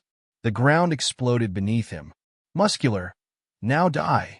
Muscular launched forward like a missile. His fist slammed directly into 4-arm's chest. Boom. The shockwave blasted across the cliffside, trees bent, and rocks shattered. 4-arms slid backward several feet, carving trenches into the ground. But he didn't fall. He barely moved. Muscular blinked. 4-arms slowly looked down at the fist buried in his chest. Then back at Muscular. 4-arms / Izuku. Okay. The alien cracked all 4 knuckles. For arms slash Izuku. That was pretty strong. Green lightning exploded across his body. One for all surged through every muscle in his massive frame. Veins glowed beneath crimson skin. The air itself seemed to tremble. For arms slash Izuku. But there's a reason I picked this guy. Muscular's grin finally faltered. For arms pulled back all four fists. For arms slash Izuku. This body can handle my quirk's full power. The ground beneath him shattered. For arms slash Izuku. Detroit smash. One fist struck Muscular's guard. The second hit his ribs. The third smashed into his shoulder. The fourth landed squarely in his chest. For arms slash Izuku. 100%. The impacts merged into a single devastating explosion. Boom. The shockwave tore through the cliffside, and Muscular was launched like a cannonball. He smashed through boulders, ripped through trees, and finally crashed into the side of the mountain hard enough to create a massive crater. For a moment, everything was silent. Then the rubble moved. Muscular stood up slowly. His hardened muscle armor was cracked. Chunks of it fell away from his chest and shoulders. The villain spat BLD, then smiled. Muscular. Demon Kid. The red glow briefly returned to his muscles before fading again as the damaged armor repaired itself a bit slower than before. Muscular. That new quirk almost completely absorbed that. He wiped BLD from his mouth. Muscular. Almost. For arms didn't answer. Instead, he lowered himself into a fighting stance. All four fists clenched. Green lightning danced around his body while the ground beneath his feet cracked from the pressure. Muscular's grin widened once more. Muscular. That's what I wanted to see. The villain lunged forward at the exact same moment. For arms charged. The two powerhouses collided in the center of the battlefield, and the mountain shook. For arms ducked beneath. Another crushing punch and immediately countered. Two of his fists slammed into Muscular's chest. Boom! The impact blasted away chunks of hardened muscle fiber armor. Before Muscular could recover, For arms drove his other two fists into the villain's side, sending him skidding across the shattered cliffside. For arms slash Izuku. You're slowing down, villain. Muscular's grin faltered. For arms pointed one of his massive hands at him. For arms slash Izuku. You think I didn't notice? The villain's eyes narrowed. For arms slash Izuku. Your muscle fibers aren't regenerating as fast anymore. For arms advanced. For arms slash Izuku. That hardening quirk is interfering with your original one, isn't it? Muscular's expression darkened. It was true. The new quirk made his muscle fibers far tougher than before, but the drawback was annoying for the villain. Every second he used it, his muscle generation slowed. Against most opponents, it didn't matter. Against forearms, it was becoming a problem. Muscular. So what? The villain roared. His muscles glowed crimson again. Fibers expanded across his body, becoming even larger than before. Muscular. I'll still kill you, brat. The air exploded beneath his feet. Muscular. Even if this one doesn't work perfectly, I've still got the other. Muscular shot forward. For arms met him head-on. Their fists collided. Boom. The resulting shockwave split clouds overhead. The battle instantly devolved into chaos. Punch. Counter. Punch. Counter. The two titans hammered into one another at speeds impossible for normal humans to follow. Every collision shattered stone. Every missed punch carved trenches through the mountain. Muscular landed a blow to Forearm's jaw. Forearms answered with an uppercut that lifted Muscular off the ground. Muscular slammed both fists down. Forearms caught them with two hands while his other pair struck Muscular's ribs. The mountain trembled beneath them. Neither gave an inch. Neither backed down. But both were reaching their limits. The two jumped back from each other. Muscular's breathing had become ragged. His enhanced muscle fibers were consuming enormous amounts of stamina. Even worse, the strain of juggling three quirks at once was beginning to wear on his body for the first time in years. Muscular was exhausted. Meanwhile, Forearms was hurting badly. Izuku had spent the entire day training. He had already pushed one for all beyond safe limits, And now he was forcing 100% through a body that could barely stand the fight, couldn't continue much longer. One final attack would decide everything. For arms slowly straightened. For arms slash Izuku. Muscular. The villain looked up. For arms slash Izuku. This ends now. Green lightning erupted around for arms. Then something changed. The energy shifted colors. White, blue, red, dark green, orange, purple, pink, gold. The colors flashed one after another before returning to their familiar emerald glow. Within the vestige realm, the previous users stared in shock. The second user took a step forward. Second user. Wait. The third user's eyes widened. Third user. That's impossible. Yet it was happening without knowing it, without understanding it. The ninth was somehow reaching toward their quirks. Not fully, not consciously, but enough. Enough for one for all to answer. Back on the battlefield, power flooded through Four Arms' body. The ground beneath him shattered. Four Arms slash Izuku. This is it. The mountain shook. Four Arms slash Izuku. One for all. The air screamed. For arms slash Izuku. 100%. For arms launched forward. The world seemed to slow. Every step pulverized stone. Every movement distorted the air itself. Muscular tried to create more muscle armor. Nothing came. His body had finally hit its limit. The villain's eyes widened. For the first time during the entire battle, Muscular felt true fear. For arms was already there. Close enough to touch. Close enough to end it. For arms slash Izuku. Muscular. The villain froze. For arms slash Izuku. This is for everyone you hurt. Another step. For arms slash Izuku. For everyone you killed. Another. For arms slash Izuku. For Koda's parents. The fist drew back. For arms slash Izuku. For all of them. For arms, four eyes blazed.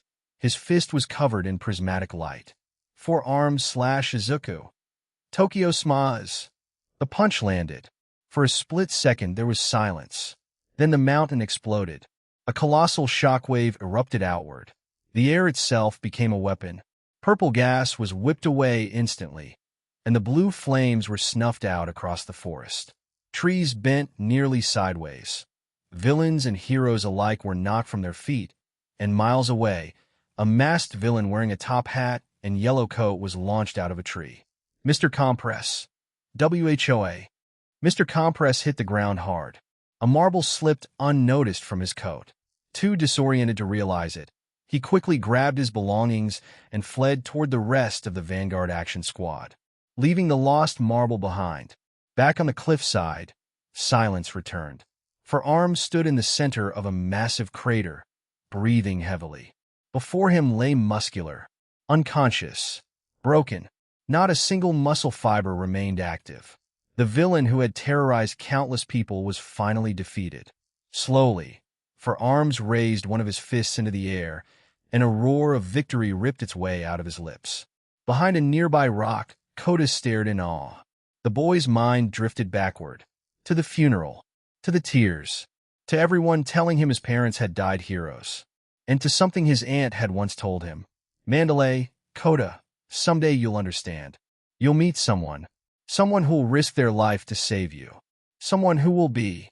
Koda whispered the final words himself. Koda, my hero. The moment hung in the air. The dust settled, and only the wind remained. Then 4 arms suddenly stumbled. A red flash engulfed him, and the transformation vanished, and Izuku Midoriya collapsed onto the ruined cliffside. His body had finally given out after this long fight. Koda sprinted toward him. Koda, Izuku. The teenager managed a weak smile.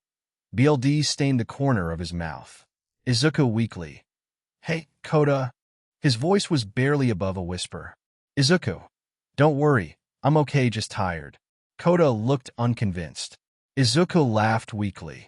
Izuku, you need to get the teachers. The boy nodded. Izuku, there could still be villains around. Stay safe, okay? Koda's expression hardened. For the first time since the attack began, he wasn't acting like a frightened child. Koda, I'll bring back help. Then he ran. Izuku watched him disappear down the path. Good. At least Koda was safe. His eyelids grew heavier.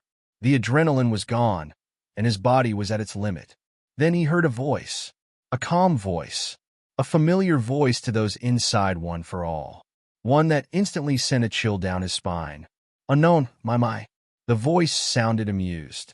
Unknown, you are quite strong. Aren't you ninth? Izuku's eyes widened. A figure emerged from the darkness. Slowly, deliberately, approaching without fear. But Izuku could feel the power washing off the voice in waves. The unknown man continued. Don't worry, I have no interest in the boy. The figure stopped in front of him. Unknown. He serves no purpose to me. Izuku's vision blurred, and the man crouched down to be eye level with him. Unknown. But you. A hand rested on a knee. Unknown. You possess something I require. The stranger leaned closer, and Izuku finally saw his face. Or rather, the mask. A dark, skull-like breathing apparatus connected to a life support collar by thick tubes. A fine black suit over a white-collared shirt with finely polished black dress shoes. Izuku's eyes widened.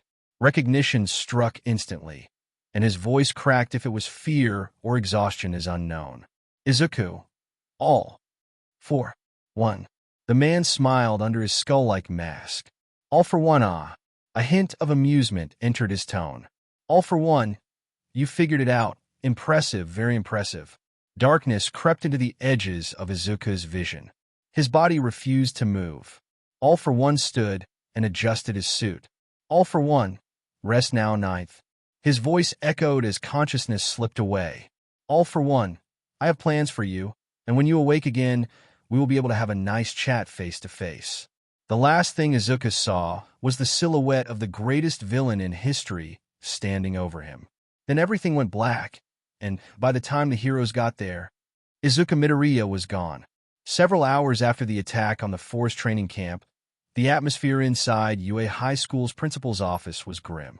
Gathered within the room were some of the few people who knew the truth about One for All and its dark counterpart, All for One. Sitting silently in one of the chairs was a gaunt man with sharp, angular features and unnaturally long limbs. His neck seemed stretched, his eyebrows absent, and the sclera of his eyes were black. Wavy blonde hair framed his face in two long strands, and he wore a bright yellow pinstripe suit over a white shirt and dark blue tie. This was Toshinori Yagi, the eighth wielder of One for All, known to the world as All Might.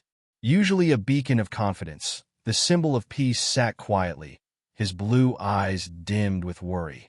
Nearby sat an extremely short elderly man with a wrinkled face, spiky gray hair, and a neatly trimmed beard. Despite his age, his sharp eyes missed nothing.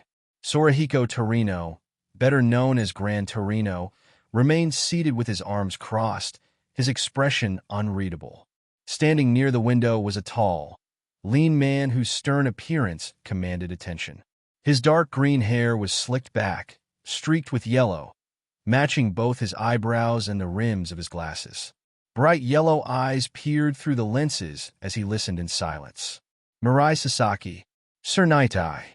The former sidekick of All Might looked as composed as ever, though those who knew him could see the tension hidden beneath the surface. Pacing across the room was a blonde teenager, whose usual cheerful smile was nowhere to be found. His muscular frame was rigid with anxiety as he repeatedly ran a hand through his hair. Mirio Togata, one of UA's big three and Night-Eye's current intern, looked ready to burst from worry at any moment. Only two women occupied the room. The first was Chio Shizenji, better known as Recovery Girl. The elderly healer leaned on her syringe-shaped cane, her expression unusually serious as she listened. The second was a woman with shoulder-length green hair and kind green eyes. Inko Midoriya, Izuku's mother. At the moment, she sat with tears streaming down her face after being told that her son had been abducted by the League of Villains. The final occupant was the principal himself, a small white-furred creature resembling a mix of dog, mouse, and bear sat behind his desk. A scar crossed over his right eye, and despite his calm appearance, the tea he was drinking was the only thing keeping his anger in check. Principal Nizu was furious. Not at the League of Villains. At Katsuki Bakugo. When the villains had revealed one of their targets was Bakugo, the explosive student had ignored direct orders, blasted through a wall, and charged into the forest to confront them himself. In doing so, he endangered both his classmates and teachers before being captured almost immediately. Izuku's situation had been entirely different. He had fought only to protect a child from a villain attempting to murder him. And now both boys were gone. The reason everyone had gathered was painfully obvious. Every person in this room knew about One for All. Inko was told by All Might, and so was the boy's father during his summer visit before UA. And if All for One had taken Izuku Midoriya, there was only one logical explanation. He wanted his brother's quirk back. Knowing the monster behind that name, nobody doubted he would use every form of physical and psychological torture imaginable to obtain it. Silence hung heavily over the room. Then the office door opened. Every eye turned toward the newcomer. The man who entered looked more dragon than human. Black scales covered his body alongside various scars. 2 curved black horns rose from his head, and a powerful tail swayed behind him. Long claws tipped his fingers, and old scars crossed over his milky white left eye, which appeared blind. His remaining eye was a vivid emerald green, the same shade as Izuku's. His black hair was wild and messy, resembling his son's but longer. Dressed in a dark blue suit and white-collared shirt, the towering figure stood nearly as tall as All Might's muscular form. This was Hisashi Midoriya, once known as Japan's #2 hero, the Obsidian Dragon hero, Spitfire. After a near-fatal battle years ago, he had retired from hero work and moved to the United States, where he ran a successful support equipment company. Only recently had he managed, with Nizu's assistance, to relocate the company's headquarters back to Japan. The moment he stepped inside, Inko rushed forward. Inko sobbed. Hisashi. Izuku was... She never finished. The dragon-like man wrapped his arms around her and held her close. Hisashi, it's all right, Inko. His deep voice was calm despite the fury hidden beneath it. Hisashi. All for One will pay for taking my whelp. Then he looked toward the others. Hisashi. Tell me what you know. Nizu let out a slow sigh. Nizu, this may take some time. He set down his teacup. Nizu. According to Vlad King and Aizawa, the attack began during the second day of the training camp, during the Trial of Courage. Class 1B had been assigned the role of scarers while the students of Class 1A navigated the forest in search of Ragdoll. He paused briefly before continuing. Nizu. The League of Villains launched a coordinated assault. One villain started a forest fire while another released a poisonous gas throughout the area, incapacitating most of Class 1B. Only 2 students from Class 1A were affected. Everyone listened intently. Nizu. Pixie Bob was knocked unconscious early in the attack. Tiger and Mandalay were engaged by 2 villains, one possessing a gecko-type mutation. During that encounter, Juzo Hananuki successfully restrained the mutant villain with his quirk, allowing Tiger to subdue the other one. Shortly afterward, Juzo Hananuki, Setsuna Tokeij, Reiko Yanagi, and your son reported everything they had witnessed. Nizu took another sip of tea. Nizu. It was around then that one of the League's members infiltrated the cabins. We later discovered it was merely a clone created by another villain. Before being destroyed, however, it revealed that one of their targets was Katsuki Bakugo. His ears twitched in irritation. Nizu. Bakugo immediately demanded permission to fight. Naturally, he was refused. He ignored that decision, destroyed a wall, and ran into the forest anyway. Several expressions darkened. Nizu. Meanwhile, Mandalay instructed Izuku to locate her nephew, Kota Izumi. She authorized him to use his quirk to search for the boy. The room grew even quieter. Nizu. Izuku found him. Nizu's voice lowered. Nizu. But so did Muscular. Everyone knew that name. Nizu. Muscular was preparing to kill Kota when Izuku intervened. For a moment, nobody spoke. Nizu. Your son defeated him. However, the battle left him completely exhausted. By the time heroes arrived to recover him, his expression hardened. Nizu. He was gone. Inko broke down once more. Nizu. We later discovered Bakugo had also been captured. The League successfully retrieved their injured members and escaped through Kurogiri's warp gate. Nizu folded his paws together. Nizu. Only 3 villains were left behind. The young man calling himself Mustard and the S-Class villains Moonfish and Muscular. What remains unclear is why those 3 were abandoned. The dragon-like man fixed Nizu with a piercing stare. His emerald eye seemed to glow as smoke drifted from his nostrils. Hisashi. There's more, Nizu. What aren't you telling me? Nizu sighed and set down his teacup. Nizu. During the first night of the camp, your son and Kota Izumi had a conversation. Shortly afterward, an unknown object crashed nearby. The 2 investigated it. The principal paused, drawing the attention of everyone in the room. Nizu. The object opened and attached itself to Izuku's left wrist. It identified itself as the Omnitrix. Confused looks spread throughout the office. Nizu. From what we understand, it's an incredibly advanced device capable of rewriting the user's DNA, allowing them to transform into entirely different species. In simpler terms, your son can turn into many different aliens. The room fell silent. Nizu. Against Muscular, Izuku transformed into an alien called 4 Arms. That form was powerful enough to handle One for All at 100%. He defeated Muscular despite the villain possessing 2 additional quirks. Toshinori shot up from his seat, his eyes wide in shock. Toshinori was shocked. What? He had dash? Nizu nodded grimly. Nizu. Yes. The additional quirks were likely given to Muscular as insurance. If All for One ever wanted Izuku captured, sending someone with multiple quirks would be the logical choice. Toshinori slowly sank back into his chair, horrified. Hisashi released a long breath, smoke escaping between his teeth. Hisashi. Does this Omnitrix have any kind of tracking system? Nizu. I honestly don't know. It might, but we know almost nothing about the device or how it functions. Hisashi folded his arms. Hisashi. Then we focus on what we can do. We find Izuku before All for One does something he'll regret. The retired hero fell silent for a moment before speaking again. Hisashi. One more thing. How long would it take to renew my hero license? Everyone froze, and Inko's eyes widened. Inko. Hisashi. You said you were done being a hero. Hisashi turned toward his wife.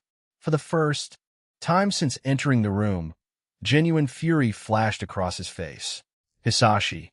That was before All for One took my son. Heat rippled around him.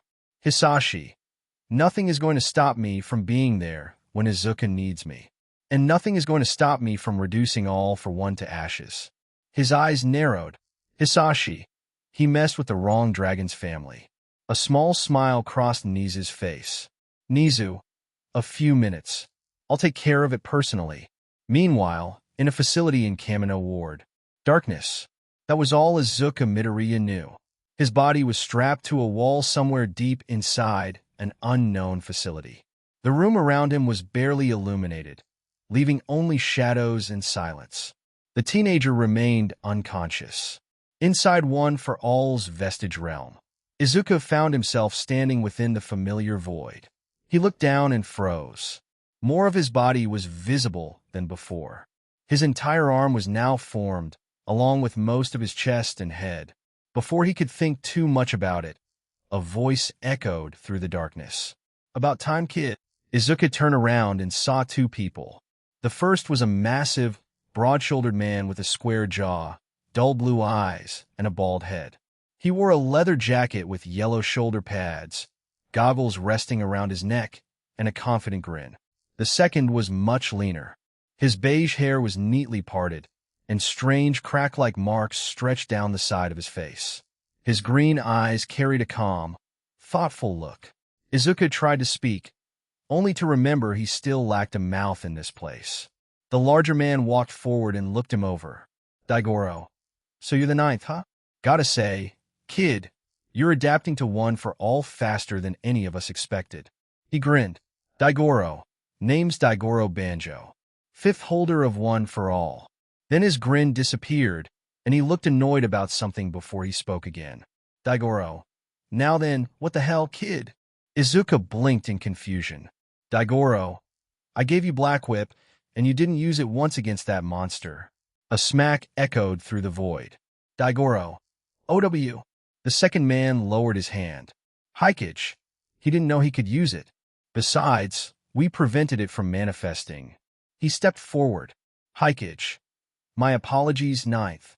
Daigoro tends to forget how overwhelming Black Whip has become. The man turned to Izuku. Hikage. Hikage Shinomori. Fourth holder of One for All. He grabbed Daigoro by the head and forced him into a matching bow. Daigoro. Hey. After standing up again, the fourth holder spoke once more. Hikage. During your battle with Muscular, did you notice strange sensations?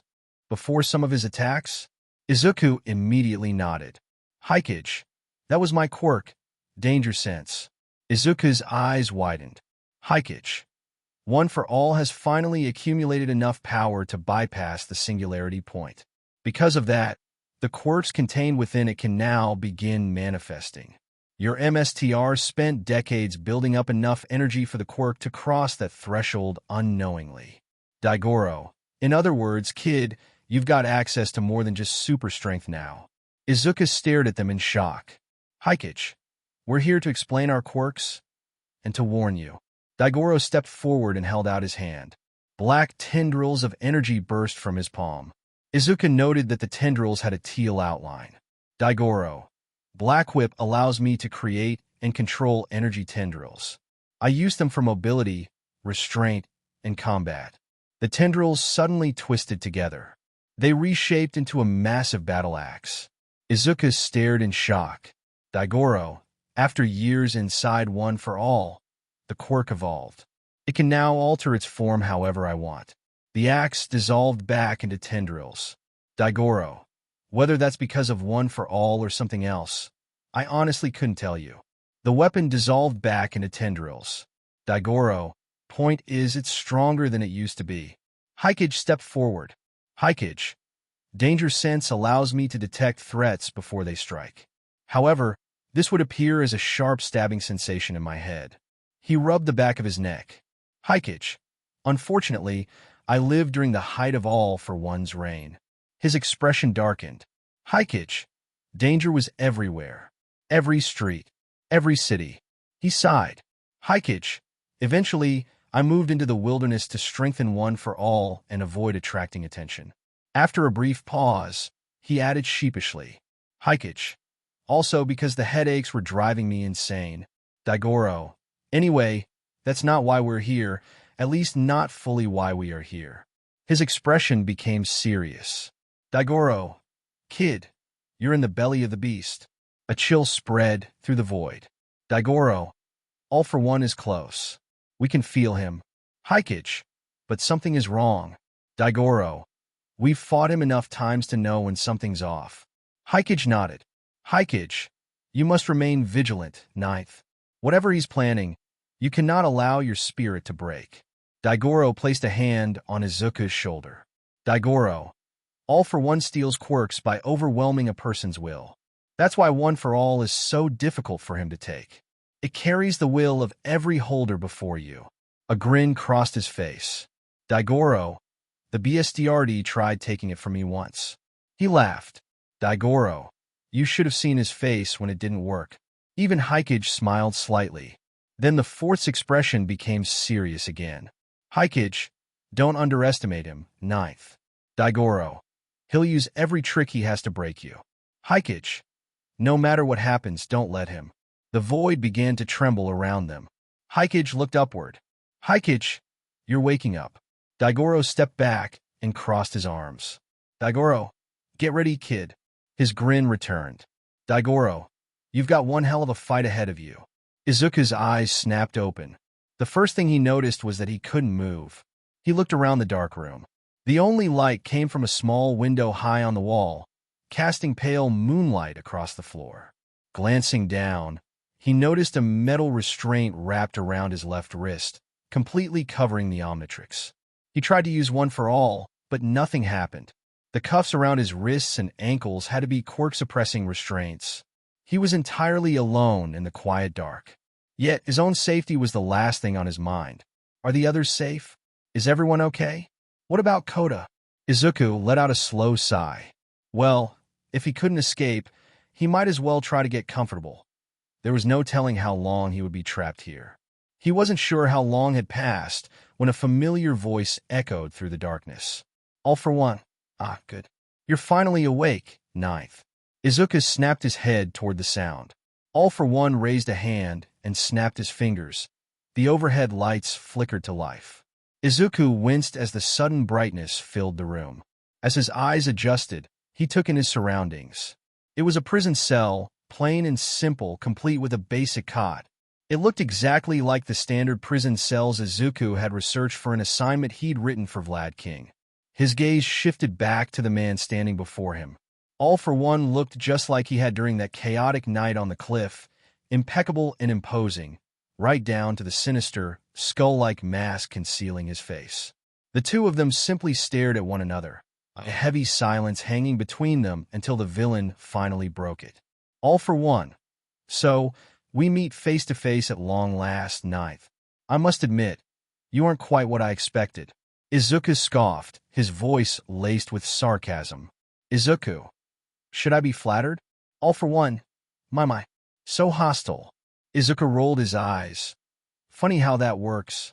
I'm locked in a cell somewhere, and the guy who nearly killed my mentor is standing in front of me. So, yeah, not exactly thrilled to see you. To Izuku's surprise, All for one nodded.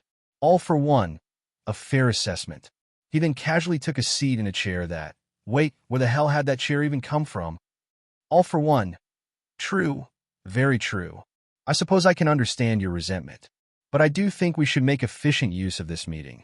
After all, I've never actually had the luxury of speaking face-to-face with a wielder of one for all without them immediately trying to cave my skull in. And I imagine a boy as inquisitive as you must have questions. Izuku paused, his mind racing. Izuku's mind. If I'm stuck here, I might as well try to glean some answers about the predecessors.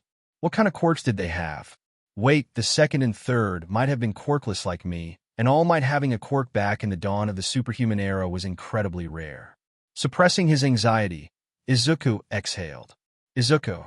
Well, it's not like I have anywhere else to be. He looked All for one dead in the eyes. Izuku, are you actually going to tell me the truth, or is this just an interrogation tactic to break my mind with lies? All for one chuckled. All for one. Lying is inefficient. Izuku raised an eyebrow. All for one. The truth is far more useful.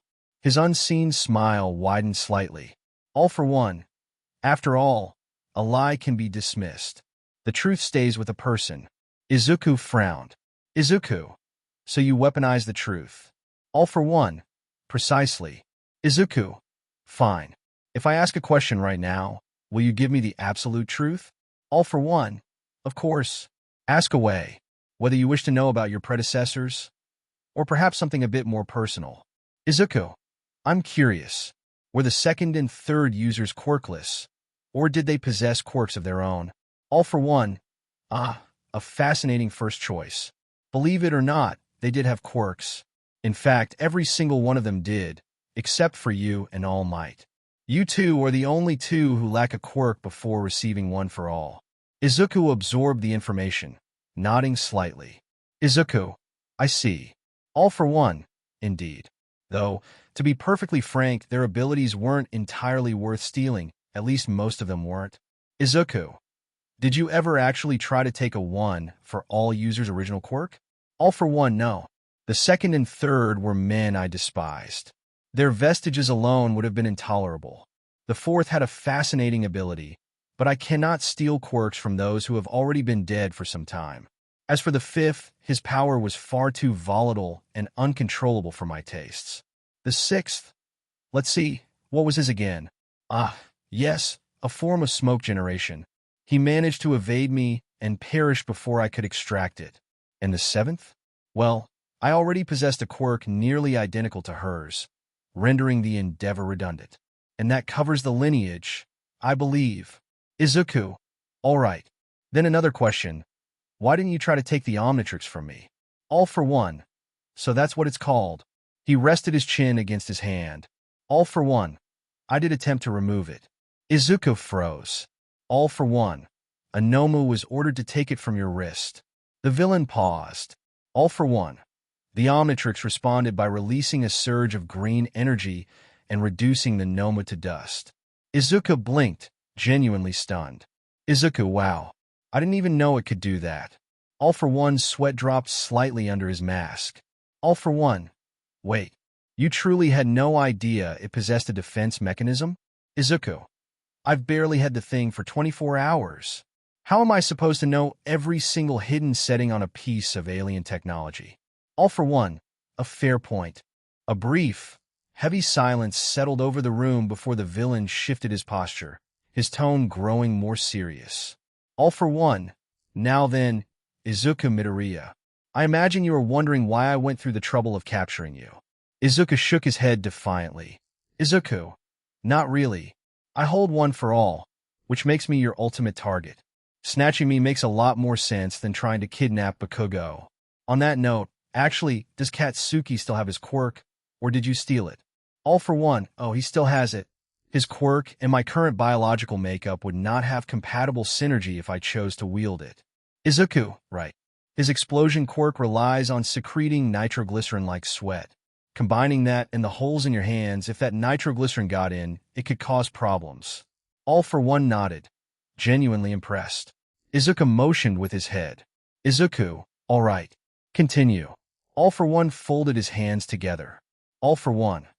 Well, to be frank, I never understood Tamura's fixation on turning the Bakugo boy into a villain.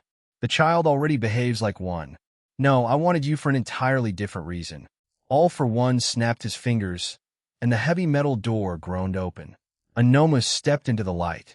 This creature was towering, its arms unnervingly long and its skin a deathly, pale white. It wore nothing but a pair of tattered, light brown trousers. Like all its kind, its exposed brain pulsed visibly, but this variant possessed 3 distinct eyes, one massive, primary eye embedded directly in the center of its brain, flanked by 2 vacant eyes where a human's would be. The creature was pushing a heavy utility cart, upon which sat a secure, metallic briefcase. All for one raised a hand, and the briefcase levitated smoothly over to his lap via telekinesis. All for one. Thank you. You are dismissed. The Nomu bowed obediently and left the room. All for one settled the briefcase on his lap. All for one. Now, Izuku Midoriya, let us speak of business. As you may recall, I mentioned vestiges a moment ago. You likely don't fully comprehend them yet, but they are the psychic echoes of the lingering imprints of a quirk's original wielder before their power was stolen or transferred. In a sense, they are a fragment of the soul. I have taken countless quirks, and I've noticed that at first, these vestiges manifest like a formless mist. But once their original body dies, that mist solidifies, adopting the exact likeness of who they were in life. Fascinating, isn't it? Izuku could only stare, giving a tense nod. All for one. However, that rule only applies to fully matured abilities. If you extract a quirk factor while it is still in its early developmental phase, it fails to form a distinct vestige. I have harvested a few such factors in the past. Once, a desperate mother begged me to alter her young boy's quirk to match her husband's, simply so her infidelity wouldn't be discovered. That undeveloped quirk factor seamlessly merged into my own arsenal, acting as a catalyst to strengthen my existing abilities. I believe it was a strength quirk, though the details escape me. Regardless, with a sharp click, All for one flipped open the briefcase. Resting inside was a secure glass vial filled with a glowing, vibrant green liquid. The moment Izuku's eyes locked onto the vial, something deep within his chest violently jolted, as if a forgotten piece of his own soul was desperately screaming out to him. All for one. Do you see this vial? He picked it up carefully, swirling the glowing fluid. All for one. This is a quirk rendered into a synthesized liquid state, a form that allows for easy implantation. We typically inject these into Nomu to bypass the standard extraction limits. It's the closest my doctor has ever come to replicating my natural ability. All for one. Watch the green liquid slosh against the glass. All for one. Do you know why I am showing you this, Izuku? Izuku felt the answer cold and heavy in his gut, but his throat was too tight to form words. His eyes were wide with sheer, unadulterated shock. All for one. Ah, I see the gears turning. Yes, Izuku Midoriya. This is your quirk. The very power I stole from you when you were a mere 4-year-old child. But I must admit, this little anomaly has been a tremendous headache. My initial informant told me it was a simple, albeit powerful, pyrokinesis quirk. His tone shifted, becoming annoyed. All for one, it seems they failed to look deeper. It was a flawless genetic fusion of your parents' abilities. Your mother's telekinesis perfectly bound to your father's fire breath, granting you total control over the flames you generated. However, it also had your father's power to transform into a dragon at will. All for One's voice dipped into a rare tone of genuine irritation. All for one. When I first extracted it, the undeveloped quirk factor went completely dormant before violently triggering a systemic rampage within my own body. It actively rejected my authority, destroying several of my stored quirks and forcibly assimilating others just to fuel its own delayed development. All for One's voice held anger by this point, almost like the quirk had personally offended him. All for one. By the time I managed to isolate it into this vial, it had permanently burned through a significant portion of my arsenal. Even now, utilizing it is impossible for me. It continuously fights my command, violently resisting any attempt at synchronization. Izuku sat in stunned, roaring silence. Rage exploded inside Izuku. He had a quirk. He had always had a quirk, and this monster had stolen it. Every year of bullying, every insult, every cruel word, every moment he spent believing he was broken, all because of the man sitting in front of him. Yet he remained silent. All for One tilted his head, sounding slightly surprised. All for one, you catch me off guard. I expected you to be screaming in rage by now. Most subjects usually are at this point. Izuku let out a slow breath. Izuku. Oh, trust me. I'm angry. His eyes narrowed. Izuku. I'm furious that you took my quirk from me before I even had the chance to know it existed. Because of you, I spent years being bullied, looked down on, and treated like I was broken. I was everyone's favorite punching bag, the quirkless kid people could mock to make themselves feel superior. There were days when people acted like I shouldn't even exist. Some even told me to my face I should jump off a building and hope for a quirk in the next life. His hands tightened into fists against the restraints. Izuku. So yeah, I hate what you did. I hate that you stole something that was mine and forced me to live with the consequences.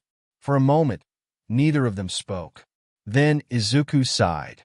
Izuku, but if I'm being honest, if you hadn't taken it, my life would have been completely different. One of All for One's eyebrows rose slightly. Well, it would have if he had any. Izuku, I might never have met All Might when I did. I might never have inherited One for All. I might never have met the people I can proudly call my friends. A small smile tugged at the corner of his mouth. Izuku, and honestly, there's a decent chance I would have turned out like Katsuki. A powerful quirk, everyone praising me, telling me how amazing I was from the moment I could walk. Maybe I would have started believing I was better than everyone else. The smile faded, replaced by determination. Izuku. But that didn't happen. I grew up without power. I knew what it felt like to be ignored, underestimated, and treated like I didn't matter. When I finally got power, I didn't see it as a way to get revenge on everyone who hurt me. I saw it as a chance to help people who couldn't help themselves. He looked directly at All for One. Izuku. So yes, I hate that. You stole my quirk. I hate what it did to my childhood. But at the same time, how can I mourn a life I never lived? The person I am today was shaped by everything that happened after you took it away. Izuku's expression hardened. Izuku. And despite everything you put me through, I'd rather be the person I became than the person I might have been. All for One said nothing. He simply stared at Izuku, the vial still resting between his fingers. Then, slowly, he began to laugh. It started as a chuckle before growing into genuine laughter that echoed around the cell. After several moments, the villain composed himself and let out a quiet sigh. All for one. Well, I must admit, your answer surprised me. He tilted the vial, watching the green liquid swirl inside. All for one. Though perhaps I should have expected it. All for one held up the vial in his hand. All for one. So if I were to destroy this quirk right now in front of you, you would not care at all? Izuku shrugs. It would SCK that it's gone forever, but what can I do? I'm chained to a wall, powerless to do anything as it is. All for one sighs, but still moves on. All for one. Well, there goes plan A. Izuku, let me guess, you wanted to trade, one for all for my quirk. The villain nods. Izuku, I'm not surprised at all. All for one. Well then, I guess it's time for plan B. Izuku raised an eyebrow. Izuku, and that is? All for one smiled darkly under his mask, and even though Izuku could not see it, he felt it, and his gut told him that this would likely not end well for him. All for one. Well, my first plan was to make an offer, but after your little speech, it's clear to me that getting rid of your quirk would not help in any way or form, so why not use it to my advantage? Izuku narrowed his eyes at the villain. Izuku, wait, you said you couldn't use my quirk? All for one nodded. Yes, I cannot, but you may not know this about the fourth holder. You see, he died of old age in his 40s. Izuku shocked. All for one. You see, one for all has an extra drawback for someone who has a quirk. It drains their life force, making them age at an accelerated rate. Given how weak my brother's quirk was at that time, if someone were to inherit it now, then they would likely live for only a week or two before the quirk kills them. All for one snaps his fingers, and an injector appears in his hand. All for one. However, I wonder what would happen if I injected your quirk back into you? Would your body fight it? Would one for all start to kill you like it did the fourth? Would your own quirk kill you? All for one placed the vial into the injector with a soft click. It slid into place. All for one. I did neglect to mention how painful it was when your quirk went on its rampage. I could feel it trying to tear its way out. All for one got closer and placed the injector onto Izuku's arm. All for one. Now then, ninth, you have two options. Option 1, you give me one for all, and I let you live, and you get your old quirk back, or option 2, I inject your quirk, and we see what happens. Izuku looks at all for one with a serious look on his face. Izuku. Okay, so say for a moment I give you one for all. Wouldn't the quirk kill you like it did the fourth? All for one. Oh, I have my ways to stop that from happening. All for one leans closer to Izuku to the point they are face-to-face or face-to-mast face. All for one. Now then, ninth, what is your answer? Izuku, over my dead body will you get your hands on this quirk? All for one smiles darkly. I was hoping you'd say that. He pushed the needle into Izuku's skin and pulled the trigger. The green liquid emptied. Thank you for joining us on this journey through What If Deku Had the Omnitrix with One for All? We hope you found it as captivating as we did. A big thank you to Freddy Doom 5 for creating such an engaging story. Don't forget to visit their profile on Wattpad for more fantastic works. The link is in the description below. If you enjoyed this video, please give it a thumbs up, share it with your friends, and subscribe to Zen and Fanfics for more intriguing explorations into fanfiction and fantasy. Your support helps us create more content like this, and we love hearing your thoughts and suggestions in the comment section. See you soon in the next video.